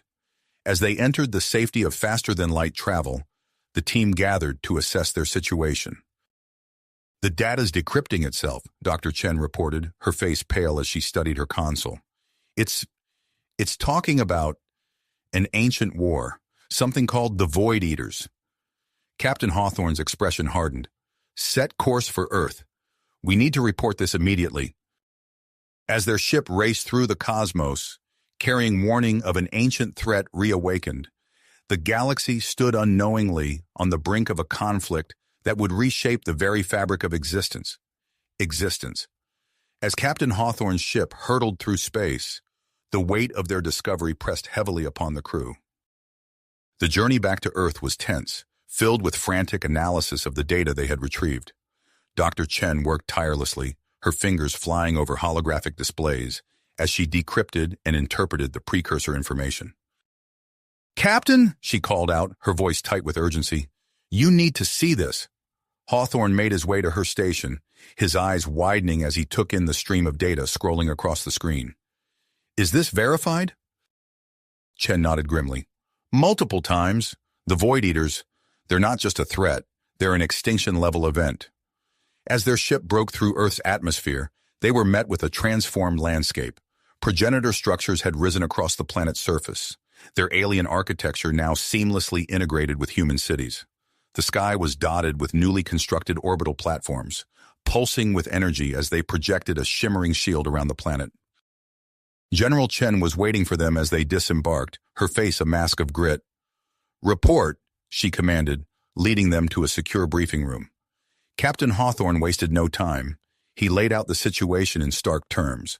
The precursor station, the Void Eaters, and the scattered components of an ancient superweapon that might be their only hope. The general listened intently, her expression growing grimmer with each passing moment. When Hawthorne finished, she activated a holographic display, revealing a galactic map crisscrossed with tactical overlays. "The situation is dire," she said, gesturing to the map. "We've detected Void Eater activity at the edges of known space. Entire systems have gone dark." The room fell silent as the implications sank in. General Chen continued, her voice steady. "We're mobilizing everything we have. Earth is becoming the focal point of our defensive efforts." She turned to Captain Hawthorne. "I'm authorizing the formation of an elite task force, codename Sword of Dawn. Your mission is to locate and retrieve these superweapon components." Hawthorne straightened, accepting the weight of the responsibility. "Understood, General. When do we leave?" "Immediately," Chen replied. "We're assembling a team of our best operatives, along with specialists from our alien allies. You'll have access to our most advanced technology." As if on cue, the briefing room's doors slid open, revealing a diverse group of individuals.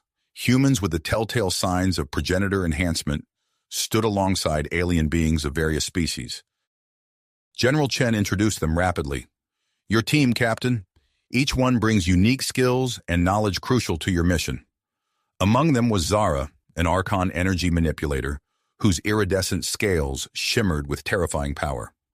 Next to her stood Crix, a void-born navigator, capable of sensing spatial anomalies. The team was rounded out by enhanced human operatives, each a specialist in their field. As Hawthorne familiarized himself with his new team, alarms blared throughout the facility. General Chen's comm unit crackled to life. "General!" a voice reported urgently. "We're detecting a massive Void Eater fleet approaching the Archon homeworld." Chen's eyes narrowed. "Deploy the Earth Defense Fleet to reinforce the Archon defenses. This is the moment we've been preparing for." She turned back to Hawthorne and his team. "You have your mission. The hope of the universe may well rest on your success. The Sword of Dawn must not fail." Within hours, Hawthorne's team was aboard their ship, a sleek vessel that hummed with the combined power of human, progenitor, and allied technologies. As they prepared for launch, they watched through view screens as the Earth Defense Fleet assembled, thousands of ships moving into formation before jumping to lightspeed. Their own mission took them in a different direction. Dr. Chen had partially decrypted a star map from the precursor data, pointing them towards a remote gas giant near the galactic core. As they accelerated away from Earth, leaving behind a planet transformed into a fortress, Hawthorne addressed his team. "Our first target is hidden somewhere within that gas giant. We don't know exactly what we're looking for, but we know it's powerful. Stay alert, stay focused, and watch each other's backs." The ship's progenitor-enhanced engines flared, propelling them into the depths of space. As they traveled, reports flooded in of the escalating conflict. The battle for the Archon homeworld raged, with casualties mounting on both sides. Days later, they approached their destination. The gas giant loomed before them, its turbulent atmosphere swirling with storms large enough to swallow Earth whole. "Take us in," Hawthorne ordered. "Crix, guide us through those storms." The Voidborn navigator closed his eyes, tendrils of energy extending from his form as he sensed the safest path through the chaos. The ship plunged into the planet's atmosphere, buffeted by winds and lightning strikes. Deep within the gas giant's core, energy readings spiked. "There!" Dr. Chen called out, pointing to a section of their sensor display. "That has to be it." As they navigated deeper, the pressure outside the ship's hull reaching crushing levels, they finally saw it. An ancient facility, its architecture unmistakably precursor in origin. Hawthorne turned to his team, his expression resolute. "Suit up. We're going in." They donned their advanced environmental suits, preparing to venture into the unknown depths of the gas giant. As the airlock cycled open, Hawthorne couldn't shake the feeling that this was only the beginning of a journey that would push them to their very limits. With a nod to his team, Captain Hawthorne took the first step out into the swirling maelstrom, the first component of the ancient superweapon waiting to be claimed in the heart of this alien world. World's heart. As they breached the facility's outer shell, the team found themselves in a vast, dimly lit chamber filled with swirling gases and pulsing energy conduits. Zara's iridescent scales flickered as she manipulated the energy around them, creating a protective bubble. "We need to move quickly," she warned. "These gases are highly corrosive." They navigated through a maze of ancient machinery, following Dr. Chen's readings toward the center of the complex. Suddenly, Crix's tendrils flared. "Captain, I sense a disturbance. Something's approaching." From the shadows emerged a Void Eater scout ship, its surface rippling with dark energy. The team scattered as the vessel opened fire, energy bolts sizzling through the air. "Evasive maneuvers," Hawthorne shouted, his enhanced reflexes allowing him to dodge the incoming fire. He reached out with his mind, interfacing with the precursor technology around them. With a thought, he redirected energy flows, creating a temporary barrier between his team and the Void Eater ship. Tanaka sprang into action, his cybernetically enhanced limbs propelling him towards the scout ship. He latched onto its hull, fingers digging into the alien metal as he searched for a weak point. Dr. Chen worked furiously at a nearby console, her fingers flying over the alien interface. "I've located the component," she called out. "It's in a sealed chamber beneath us." As Tanaka disabled the scout ship's weapon systems, Zara focused her energy manipulation abilities on the floor beneath them. The metal groaned and twisted, revealing a hidden passage. "Go," Hawthorne ordered, maintaining the energy barrier. "I'll hold them off." The team descended into the passage while Hawthorne engaged the Void Eater ship in a battle of wills, his mind straining against the alien consciousness controlling the vessel. Sweat beaded on his forehead as he fought to keep the barrier intact. In the chamber below, the team found themselves face to face with the first component of the ancient superweapon, a pulsing orb of crystalline energy suspended in a field of shimmering light. Incredible, Dr. Chen breathed, approaching the orb. The energy readings are off the charts. As she worked to disengage the security systems, the chamber shuddered. Above them, they heard the sounds of battle intensifying. "We need to hurry," Crix urged, his void-born senses picking up the growing danger. With a final burst of effort, Dr. Chen deactivated the containment field. The orb dropped gently into a specially designed container, its energy briefly flaring before stabilizing. "We've got it," she called out triumphantly. The team rushed back to the upper chamber, finding Hawthorne locked in mental combat with the Void Eater ship. His face was pale, blood trickling from his nose as he strained to maintain control. "Fall back to the ship," he ordered through gritted teeth. As they retreated, Hawthorne unleashed a final surge of energy, overloading the facility's systems. The chamber began to collapse around them, crushing the Void Eater scout ship as they made their escape. They barely made it back to their vessel, launching from the disintegrating gas giant facility as it imploded behind them. As they accelerated away from the planet, alarms blared throughout the ship. "Multiple Void Eater signatures detected," the ship's AI announced. "They're on an intercept course." Hawthorne, still recovering from the mental strain, took his place at the helm. "Prepare for emergency jump," he commanded. "Crix, plot us a course through the most unstable parts of space you can find. We need to lose them." As Void Eater ships closed in from all sides, their vessels' progenitor-enhanced engines flared to life. They shot forward at impossible speeds, plunging into a series of spatial anomalies that twisted and warped around them. The pursuing Void Eater ships were caught in the turbulent wake, some being torn apart by the intense gravitational forces, others losing track of their quarry in the chaos.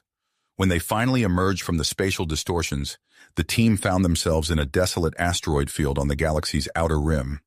As they caught their breath and checked for damage, Dr. Chen's console lit up with new information. "Captain," she called out, excitement in her voice despite their near brush with destruction. "I've decrypted more of the precursor data. I have coordinates for the second component." Hawthorne nodded grimly, setting course for their next destination. As they navigated through the treacherous debris field, following the energy signatures that matched the precursor data, he couldn't shake the feeling that their trials were only beginning. The massive asteroid loomed before them, its cratered surface hiding secrets older than humanity itself. As they approached, a hidden entrance shimmered into view, responding to the precursor energy signature of their ship. "Suit up," Hawthorne ordered as they prepared to land. "We don't know what we'll find down there, but we can bet it won't be friendly." The team activated their specialized equipment, ready to face whatever ancient defenses awaited them in the depths of this cosmic relic. As the airlock cycled open, they stepped out onto the asteroid's surface, the vast emptiness of space stretching out around them. With Dr. Chen's sensors guiding them, they made their way towards the hidden entrance, each step bringing them closer to the second piece of the superweapon, and hopefully, one step closer to saving the galaxy from the Void Eater threat. As Captain Hawthorne's team emerged from the asteroid field, their ship's sensors detected a massive energy signature emanating from a distant planet. Dr. Chen's eyes widened as she analyzed the data. "Captain, I believe we've found the location of the final superweapon component," she announced, her voice tight with anticipation. "It's on a planet deep in Void Eater-controlled space." Hawthorne studied the holographic display, his brow furrowing as he took in the tactical situation. The planet was heavily guarded, surrounded by a web of Void Eater patrols and defense platforms. "We can't approach directly," he mused.